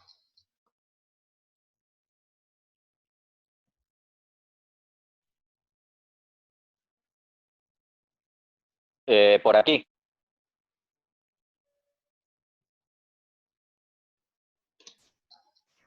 Dale, Harold, sin pena. Ok. esto va con el tema de Marco, y sería bueno de repente escuchar la opinión tanto de Marco como del profesor Luciani. Analizando esto último que nos compartía Marco, de, bueno, volver a Galilea es darle la espalda a Jerusalén. Me crea una inquietud el que ahorita estamos viviendo cada quien en su casa, ¿verdad? Una Galilea distinta, ¿verdad? Ese trabajo interior con la familia, con quienes estamos viviendo esta cuarentena. Pero me surge como un miedo que cuando la pandemia baje y cuando se flexibilice, ¿verdad? La cuarentena a nivel mundial, específicamente aquí en Venezuela, volvamos a una Jerusalén, volvamos al Dios estructurado encerrado en el templo. Y de repente podamos perder esa libertad, aunque suene así como una paradoja, esa libertad dentro del Evangelio que nos ha brindado el estar encerrados en la casa.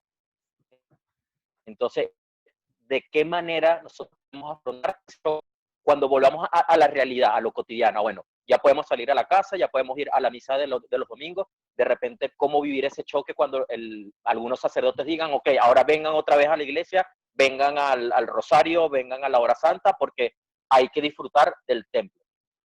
Y nos olvidemos de, ya va, el trabajo es afuera, lo que nos decía el Papa Francisco, iglesia en salida, no iglesia encerrada. Entonces, de repente, ¿qué luces pudiésemos tener nosotros? Y en nuestro caso, Proyecto de Amor, que es una familia misionera, ¿qué luces nos pueden dar para que no caigamos en la tentación de irnos a encerrar, pero ahora dentro de un templo? Bueno, mira, a mí me parece muy curioso que, por ejemplo, en la experiencia de Pascua de Juan, diga que los discípulos estaban encerrados con miedo, con temor. Y yo creo que una de las cosas que más daño nos ha hecho durante este tiempo, me parece a mí, desde el Papa Francisco para acá, que es donde tengo una conciencia más clara de lo que ha pasado, es un temor grandísimo a equivocarnos, es un temor grandísimo a irnos un poco más allá de lo que hemos conocido. Eh, yo creo que lo primero que habría que hacer cuando volvamos, en función de darle la espalda al templo, es también pensar qué significa el templo, qué ha significado el templo para la estructura de la iglesia. Y ha significado una enfermedad gravísima que es el clericalismo, por ejemplo, ¿no? Entonces yo creo que el volver, después de este tiempo de pandemia, que no sé cuándo va a ser, va a significar un primer momento para que ojalá los que hemos estado viviendo esta experiencia de pandemia desde otra manera, ojalá sea un tiempo para que volvamos a la estructura y repensarla también, y repensar este ideal de pirámide, ¿no? En estos días veía un video donde la chica, la reportera, decía, la iglesia es como una pirámide, y a mí me dio una rabia enorme porque esa es la sensación que tiene un montón de gente, que está dentro y que está afuera. ¿Qué es la iglesia? No, una pirámide, entonces está el papa, los cardenales, las conferencias episcopales, los obispos, los sacerdotes, los párrocos, las monjas y por allá los laicos. Entonces, creo que la primera luz que yo veo es la luz de ojalá, de verdad, Harold, yo de verdad que lo deseo un montón, que cuando volvamos a las estructuras, volvamos con otra mentalidad y con una sed también de reclamar algo que no es un favor que nos hacen los curas, ¿no? Sino que es un derecho de nosotros, que es compartir el evangelio, vivirlo en comunidad y leerlo en comunidad. Entonces, no encerrarnos por el miedo a equivocarnos, sino volver para repensar todos juntos esto, cómo hacerlo. Me parece que por ahí hay una línea. Igual también creo yo, para darle paso a Rafa, que una segunda luz de este tema de ser una iglesia en salida y dejar de ser estructurados, tiene que ver con una cosa que de hecho Rafa ha trabajado un montón, y es la conversión de la iglesia no nace por las estructuras, Harold. Es decir, mira, si quieres, tomemos todas las iglesias que hay, tomémoslas todas. Pero si la gente todavía sigue siendo en su cabeza clerical y clericalista, no hay nada que podamos hacer. Mira, puedes tener el templo más moderno que tú quieras, pero si la gente sigue siendo clericalista, no hay nada que hacer. Entonces, el primer paso, para cuando volvamos, es hacer me parece una especie de testeo a ver cómo está nuestra mentalidad, porque la conversión que el Papa nos invita, de lo que yo he dicho, parte por la conversión de la mentalidad, ¿no? Hay un cambio de mentalidad que lo viven los discípulos también, de pensar que Dios está en el templo a pensar que Dios está en Galilea, ahí hay un proceso de mentalidad. No cambian el templo ni dicen, vamos a hacer el templo distinto, vamos a llevar el templo a otras ciudades. No tiene que ver en primer momento con la organización estructural, sino con el cambio y la conversión del corazón y de la mente, descubriendo que Dios está en otros lugares donde nosotros pensábamos que no estaba. Eso es lo que podría decir. No sé, Rafa, si quieres complementar con algo. No, solo recordar que en el Evangelio de Mateo al final los discípulos vuelven al templo. Entonces, es ciertamente la tentación que ellos mismos pues la vivieron y es la nuestra también. O sea, nada garantiza, más bien dice todo lo contrario, o sea, que la tendencia es que regresemos a la seguridad y queramos más bien esa seguridad inclusive. Entonces yo creo que el reto es que si este momento, esta experiencia, este tiempo, hemos redescubierto muchas cosas, que no las dejemos perder, pero eso dependerá de nosotros. Es decir, que si hemos saboreado más la palabra que antes, si hemos saboreado más el encontrarnos que antes, bueno, todo eso, si lo dejamos perder, seremos nosotros, pues, ¿no? Lo que lo dejemos perder. Pero al final del Evangelio de Mateo, los discípulos regresaron al templo a hacer lo mismo, es decir, a orar en el templo y tuvieron que pasar su proceso también de años hasta, bueno, aprender a encontrarse con la Galilea, ¿no? O sea que... Eso también, Harold, no sé. Por ahí va la cosa, querido. Gracias, profe. Gracias, Marco. Dale, bro. Por ahí van los tiros. Por ahí van.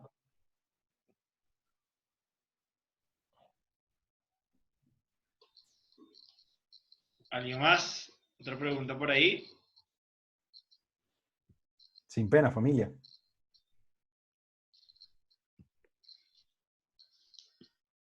Aló, aló, hola, hola, sí, hola. Ronald, ¡Hermano! empieza tú.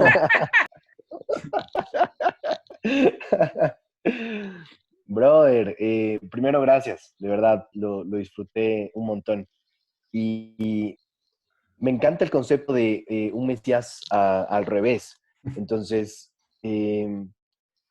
pues me lleva a pensar que muchas personas que te preguntan, ¿no?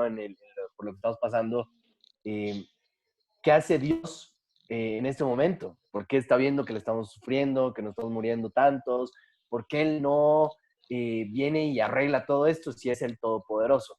Entonces, como para resolver esa pregunta a través de este Mesías al revés, que pues a mí sí me hace mucho sentido, pero que es una cuestionante, ¿no? De, ok, ¿por qué no viene y arregla esta cosa que nos está pasando? Iba a decir una mala palabra, pero me acuerdo que estábamos al aire con mucha gente. Entonces, ¿por qué no viene y arregla esta situación tan complicada que empieza con la letra M? Y si es el Todopoderoso, ¿no? Entonces, pues a los dos, a los dos maestros para que nos hablen del tema. Gracias. Rafa, si quieres, dale tú primero. Yo creo que el concepto de omnipotencia hay que sacarlo de la cabeza, porque además es una palabra que no es cristiana. Ya, se había como colado algo. Dale, Rafa. Es un concepto que entró luego al cristianismo, proveniente pues de la filosofía, pero el hecho es que la noción de omnipotencia nos ha hecho creer, pues, y sobre todo en la oración cotidiana, que Dios puede todo. Entonces yo le pido cualquier cosa porque en el fondo estoy esperando que Él pueda solucionarme, darme, etcétera, ¿no? Entonces, omnipotencia, dice San Anselmo de Aosta, que es ese Dios que solo puede lo que tiene como posibilidad en el amor. Y la palabra que acabamos de ver en tantos textos de compasión es como decir el marco de lo que Él puede hacer. Fuera de eso no puede hacer. O sea, padecer, el poder es padecer con... Él puede padecer hasta lo ilimitado, hasta lo infinito con cada uno de nosotros, pero no puede hacer por nosotros algo que nosotros tenemos que hacer. Entonces, la lógica humana es al revés, ¿no? Yo estoy lo menos que pueda con el otro y si puedo hacerle algo, le hago para no estar con él. O sea, si puedo darle dinero, hacerle lo que sea, pero con tal que no esté mucho tiempo con esa persona. La lógica de Dios de la omnipotencia es al revés. O sea, no hace nada, pero está siempre. Entonces depende como si uno valora que eso es fuerte, que eso es presencia, que eso es potencia, que eso es estar, mucho más que el dar, pues entonces mi relación con Dios es distinta. Si yo valoro más el otro aspecto, que es el poder dar, pero no el estar, entonces igual la relación con Dios será distinta, ¿no? Entonces por eso fíjense que Jesús nunca usa la palabra poder en relación a Dios. No usa, usa compasión, que es padecer con, usa bondad, o sea, que es gratuidad, no es algo que está detrás que yo doy para esperar algo. O sea, usa cualquier tipo de palabras que podemos encontrar y metáforas, pero nunca usa poder. O sea, ¿por qué nosotros usamos poder? Bueno, porque eso marca una relación que hemos construido, ¿no? El Dios que puede darme, el Dios que puede solucionarme. Al final de la vida nos damos cuenta que, pues, no sucedió. Entonces, lo esencial es aprovechar ese Dios que es compasivo. Si yo muero, Él muere. Si yo vivo, Él vive. Si yo paso hambre, Él pasa hambre. Entonces, ese Dios que es compasivo está donde otros no han estado conmigo. Esa es la potencia, por así decirlo, el poder que Dios tiene. Estar donde los demás no han podido estar conmigo. Ahí donde yo incluso no he llegado en mí mismo y necesito perdonarme. Ahí es donde está Dios, donde otros no han podido, ¿no? Es todo un reto, pues. Es una de las cosas que hay que repensar, unas cosas de las que hay que darle la espalda, Ronald. Pero para complementar lo que dice Rafa, brother, yo pienso que cuando Jesús dijo, el que me ve a mí ve al Padre, es una expresión clarísima para yo darme cuenta de si estas palabras tienen algún eco en la vida de Jesús. Pero fíjate tú que Jesús no puede con la misión. Jesús dice, yo quisiera ir a todos estos lugares, pero no puedo, soy yo solo. ¿Y qué hace? Conforma un grupo de discípulos y a estos discípulos los envía en su nombre. Entonces, a veces tenemos la idea por ahí de que una persona puede estar en 6 lados al mismo tiempo porque tiene un poder especial de no sé qué cosa, y resulta ser que Jesús de Nazaret no pudo hacer eso.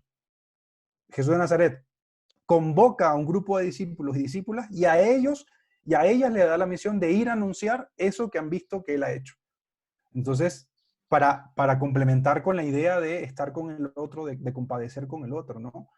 Creo que es un poco de construir una imagen del Dios Harry Potter y varita mágica que hace cuanto yo quiera, cuando yo quiera, y no, es un Dios que está conmigo, un Dios que a veces no puede, ¿no? Que se limita a estar con el ser humano y a vivir el sufrimiento con el ser humano. Por eso creo que el otro modelo arquetípico es ver a Jesús en la cruz diciendo, aquí estoy, Padre, ¿sí? Y no se escucha a Dios, hay un silencio de Dios para decir, estoy compadeciendo, o sea, estoy viviendo este sufrimiento con Él, porque si no, pues me vuelvo el Dios superpoderoso que lo baja de la cruz y creerían en ese Dios no tanto por su silencio, por su compasión, por su misericordia, sino porque es poderoso, ¿no? Entonces yo creo en ese Dios porque es más poderoso que cualquier otro Dios. No, nosotros creemos un Dios que no es poderoso, que es pobre, que es humilde, que es sencillo y que compadece con nosotros. Para responderte, Ronald. Gracias, bro. ¿Puede intervenir? Excelente. Dale, Chía, dale, Chía. Para una pregunta. Bueno, Sí, con este ya cerramos, casi. a ver, tengo una pregunta que yo no sé si es una locura, pero bueno. Durante este tiempo de Cuaresma, o sea, yo he tenido un mayor encuentro con Jesús, incluso que ese encuentro que yo tenía los domingos o en los momentos donde yo iba a la iglesia y recibía el sacramento, por ejemplo, el sacramento de la Eucaristía. Entonces yo recibía mi hostia consagrada, pero yo ahora que no lo estoy recibiendo, yo estoy sintiendo más. Y yo quisiera saber qué pasa, o sea, porque supuestamente, y según lo que yo tengo entendido, eso tiene que nutrirme, eso me nutre, eso me llena mi vida. Y de hecho, o sea, yo veo, por ejemplo, a mi mamá, que mi mamá está súper triste todos los días porque le hace falta su pan y su vino, que es el cuerpo y la sangre de Cristo. Pero yo he experimentado el cuerpo y la sangre de Cristo quizás en estas reuniones. Pero también soy consciente que es muy importante porque es real, o sea, el pan y el vino realmente son Él. Y me siento culpable, o sea, yo me siento culpable porque digo, ¿cómo es posible que yo estoy nutriéndome de una videollamada por Zoom y que eso me alimenta más que Él? Eso significa el romper el esquema, pero o sea, yo quiero que, no sé, a ver si me pueden ayudar y responder, porque cómo ahora, si hay alguna persona que se sienta igual que yo, o cómo seré ahora que yo diga, bueno, el pan y el vino son mis hermanos, va a seguir siendo factible, va a seguir siendo ese símbolo, o sea, estoy vuelto en 8, pero bueno, esta es mi pregunta. Rafa, ¿quieres responder tú? Bueno, la hostia tiene dos lados, ¿no? Como una moneda. Una es Jesús y la otra somos nosotros. Entonces, hasta ahora hemos aprendido a comulgar un lado que es, bueno, Jesús, ¿no? En esta experiencia estamos comulgando a nosotros, pues viéndonos, encontrándonos en la palabra, en el compartir, en estos Zoom, en todo lo que estamos haciendo. No nos estamos desviando para ningún lado, es simplemente que ahora hay que redescubrir que la hostia tenía dos caras, pues, ¿no? No, lo que no podemos hacer es comparar lo de antes con lo de ahora, como tampoco podemos comparar lo nuestro con nuestros padres o madres, porque el camino que hemos hablado, pues hacia Galilea, es un camino de cada persona completamente único, distinto y propio, y lo que caminaron nuestros abuelos, nuestras abuelas, padres, madres, etcétera, incluso hermanos, no tiene nada que ver en cuanto a que es un camino de cada uno. Entonces, lo que ahora estamos viviendo es un tiempo de gracia, porque es redescubrir cosas o descubrirlas por primera vez que eran las que debimos haber visto desde niños, pero que no nos enseñaron, no nos dijeron. El Papa Pablo VI, en el año 68, o sea, cuando la Iglesia apenas estaba iniciando las reformas del Concilio Vaticano II, va a Bogotá, el primer viaje que se hace a Latinoamérica de un papa, y entonces celebra una misa en las afueras de Bogotá con los campesinos y les dice, un papa en el año 68, con una mentalidad todavía de la mayoría de los obispos y del clero preconciliar, y les dice, ustedes, los campesinos que eran pues los más pobres en ese momento de los pobres, y le dice, ustedes son un sacramento como lo es Cristo en el sacramento de la Eucaristía. Eso lo dice en el año 68, ¿no? Entonces, si nosotros traemos ese texto de Mateo 25 que veíamos, ¿no? El rostro sufriente del otro, el hambre, la necesidad. O sea, esa es la otra mitad de la hostia que a veces antes nos costaba, la veíamos afuera, mejor dicho. No es que nos costaba, porque lo hacíamos, pero lo veía, era algo distinto a la Eucaristía. Entonces, afuera de la iglesia hago eso y adentro de la iglesia voy a la Eucaristía, ¿no? Y entonces es un tiempo de gracia, pero lo peor que hay es pensar que estamos en algo malo porque pensamos distinto o descubrimos cosas nuevas. O sea, imagínense, y con esto termino, pues la idea que ninguno de los que siguen a Jesús, pues terminaron ni siquiera cambiados y estaban con Jesús. O sea, Pedro al final de Jesús saca un cuchillo para matar a uno que le va a llevar a Jesús. O sea, no aprendió nada. Entonces, después van al templo, el Evangelio de Mateo lo dice, o sea, no aprendieron nada. Después tratan de hacer una comunidad en Hechos de los Apóstoles y ponen todo en común y se quedan en bancarrotas y salen peor, no aprendieron nada. Entonces, el camino es tan personal y tan único, lleva tanto tiempo a veces, pero lo importante es hacer el camino, o sea, caminar de manera personal. Y cada quien aprenderá en ese ven y sígueme, ¿no? Pero lo que yo sí digo, pues es que nunca jamás comparemos, ni digamos, ni somos menos, ni somos más, ni lo nuestro me puede crear culpa alguna, ni me puede crear tampoco soberbia de creerme que ahora estoy mejor, sino somos únicos ante Dios y nuestro camino es completamente personal en las historias de vida que cada uno tiene. Pero esto es un momento de gracia, de conversión para la iglesia, de aprender a ver que la misma Eucaristía es en la segunda, en la otra parte, pues al reverso, la cara también nuestra que está ahí puesta. Yo o sea, traigo a la memoria el texto del Evangelio donde Jesús dice, donde 2 o 3 estén reunidos en mi nombre. Y para responderte, querida, o sea, no es donde 2 o 3 y, ¿no? No hay una condición, ¿no? No es donde 2 o 3 estén reunidos en mi nombre, si están en el templo, entonces ahí estaré yo, donde 2 o 3 estén en mi nombre, si hay un clérigo, entonces yo estoy ahí. No, dice, donde 2 o 3, porque significa 2 cosas, que Jesús se hace presente en la comunidad. Y por eso creo que este tiempo también es para repensar la Eucaristía. Por ahí la gente dice, no, voy a la Eucaristía online. Bueno, ya el Papa ha dicho que eso es una oración que nos ayuda, pero no es la Eucaristía, porque la Eucaristía es el compartir de todos como hermanos el pan. O sea, es el pan partido para los hermanos. Entonces, creo que es un tiempo para repensar eso, ¿no? Para repensar esa palabra de él que dice, donde 2 o 3 estén reunidos en mi nombre, ahí voy a estar yo. No pone ninguna condición. No dice si es tiempo litúrgico, si es en un lugar específico, si tiene que haber alguien que avale que esa reunión es así. No, 2 o 3, quienes quieran.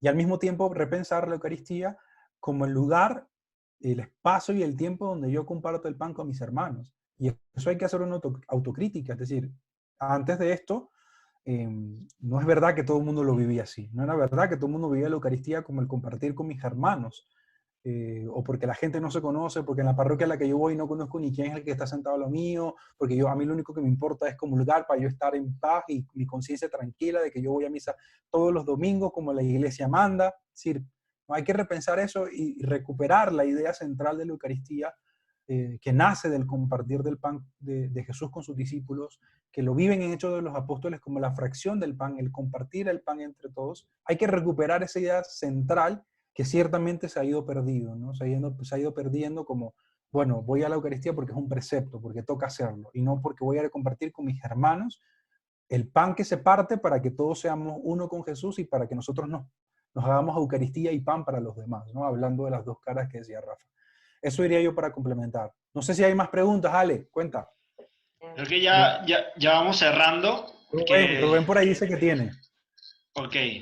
Yo tengo una. Rubén, vamos con Rubén. Marquita, yo no sé si, por ejemplo, esta la lanza Rubén y responden Rafa, respondes tú, y la otra que lanza María Paula también responde uno de los dos para que no se haga tan tarde, porque por ahí en España ya el horario se extiende, que son varios de los que están por ahí conectados.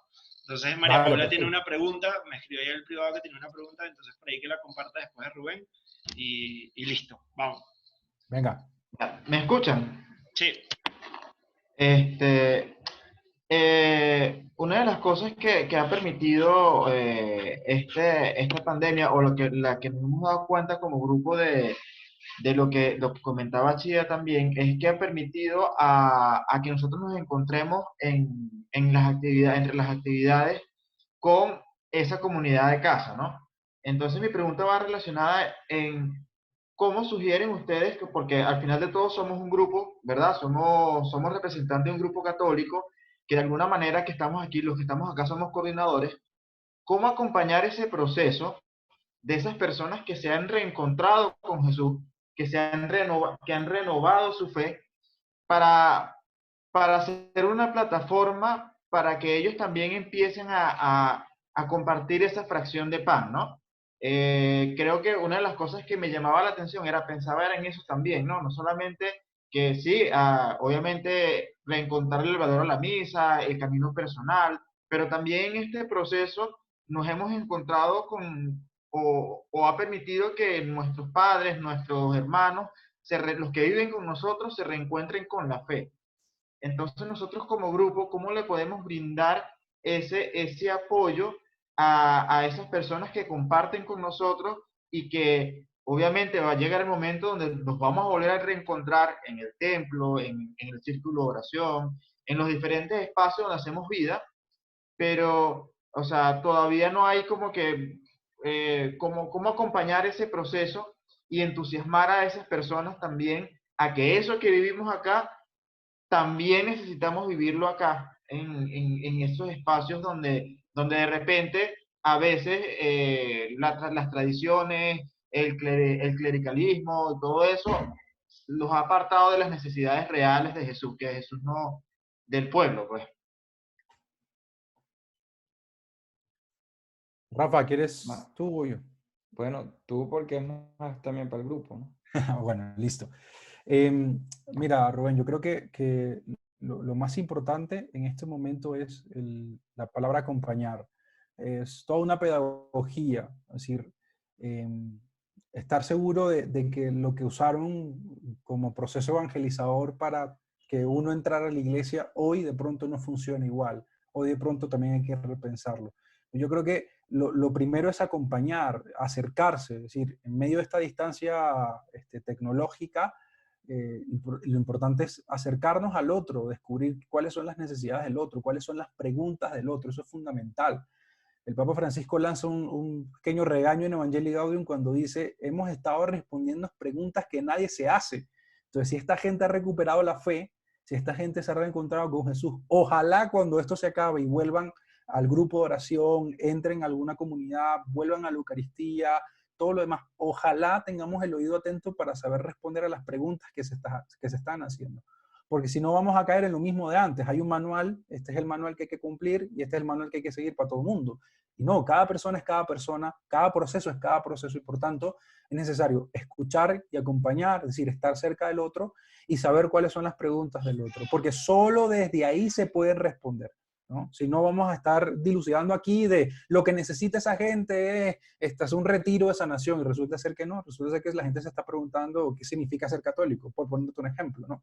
O a la inversa, ¿no? No vamos a decirle que la Iglesia Católica qué significa y resulta ser que se están preguntando cómo llevar la vida y la fe porque tienen una situación personal en la familia. Es decir, yo creo que es súper importante es acercarse al otro, escuchar al otro y sobre todo tener la valentía de preguntarle, oye, ¿cuáles son tus dudas existenciales? ¿Cuáles son tus preguntas esenciales? Porque si no, estaremos respondiendo a las preguntas que nadie se está haciendo. Me parece que esas son tres claves importantísimas y que nos pueden ayudar en este tiempo para que luego de salir de la pandemia no cometamos un poco los errores del pasado, ¿no? Es lo que yo te diría. No hay un manual, no hay una receta, pero sí que es importantísimo escuchar, acompañar y preguntar. Gracias, Marco.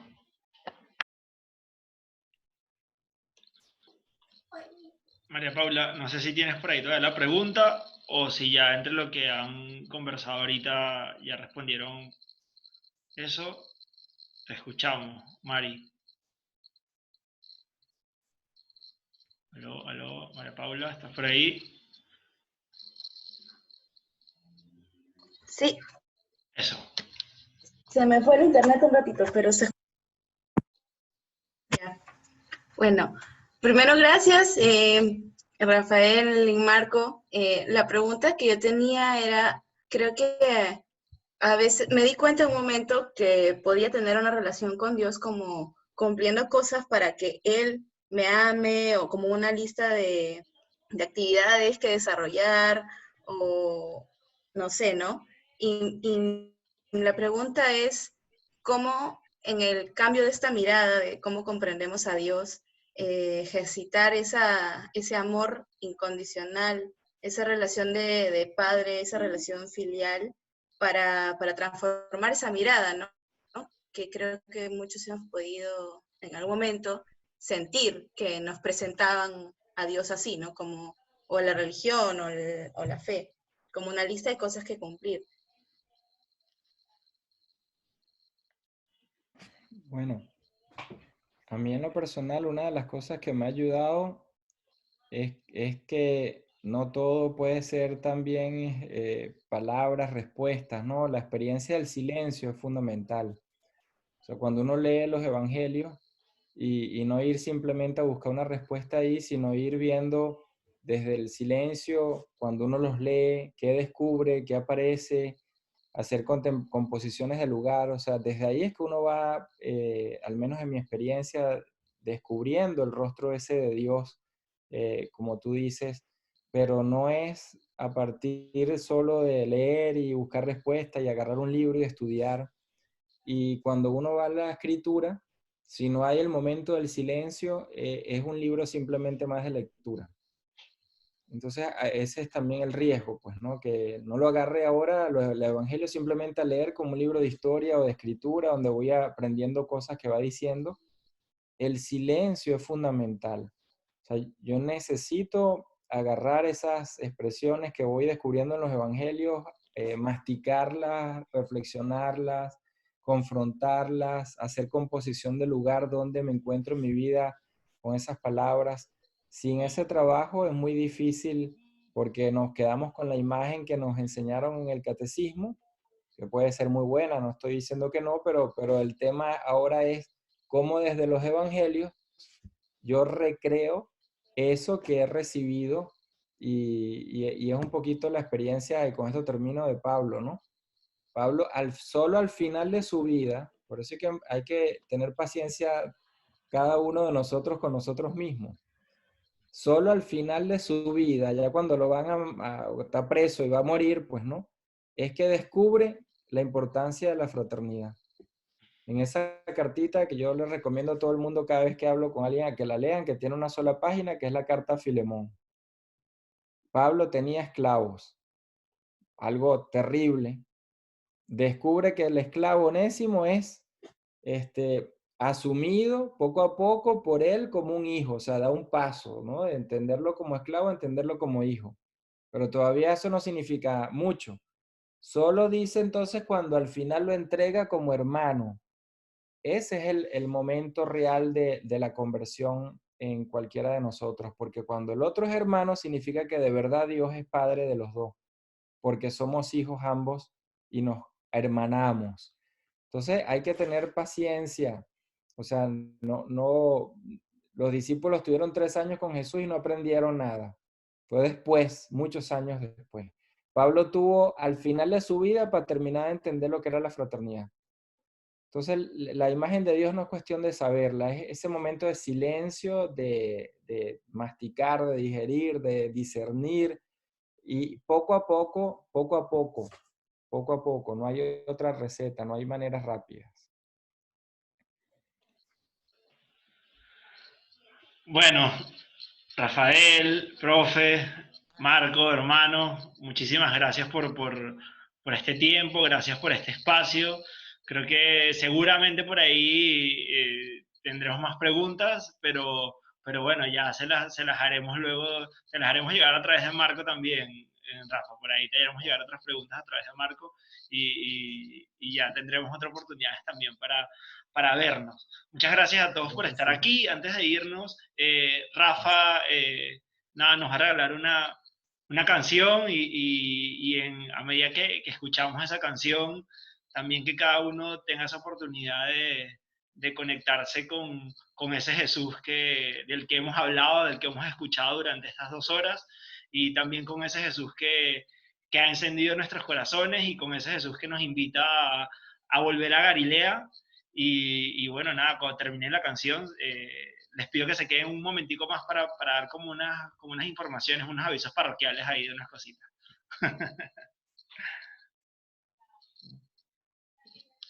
Rafa. Yo no canto. No, Rafael es otro. No me asustes, no me asustes. Perdóname. Mira que si me pongo a cantar ahí, se van a salir corriendo toditos, el Zoom rápido. No, Rafael que está por aquí, Rafael, se llama Verónica, pero es de la esposa. Ahí dice Vero, pero es Rafa. Bueno.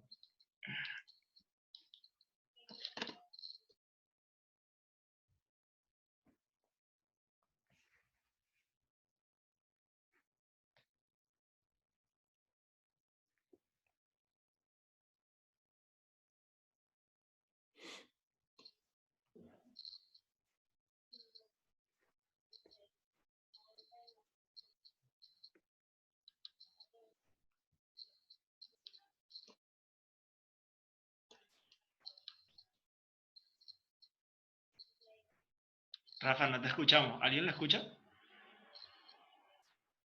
No. Rafa, no te escuchamos nada. Nada.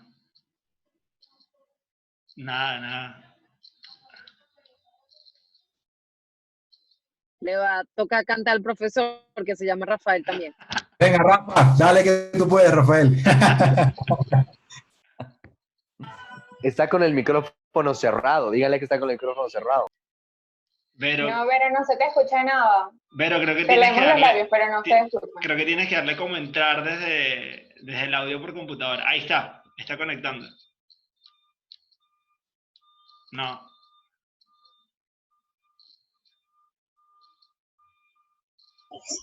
Vero, haz el test del audio que tiene la computadora.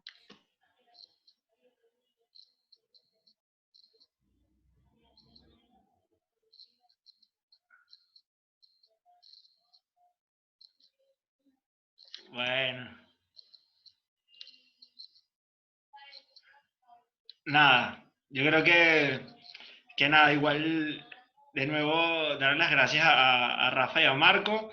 Marco va a subir el video, este video lo estamos grabando y Marco lo va a subir por ahí, o sea, porque sé que ha sido como difícil a veces descargarlo del WeTransfer, entonces Marco lo va a subir a YouTube y apenas lo tengamos yo les comparto el link y por ahí es más fácil verlo y compartirlo también con otras personas que por ahí queramos que escuchen, mira, está entrando Vero, que por ahí queramos que escuchen un poco lo que compartieron hoy el profe Rafa y Marco.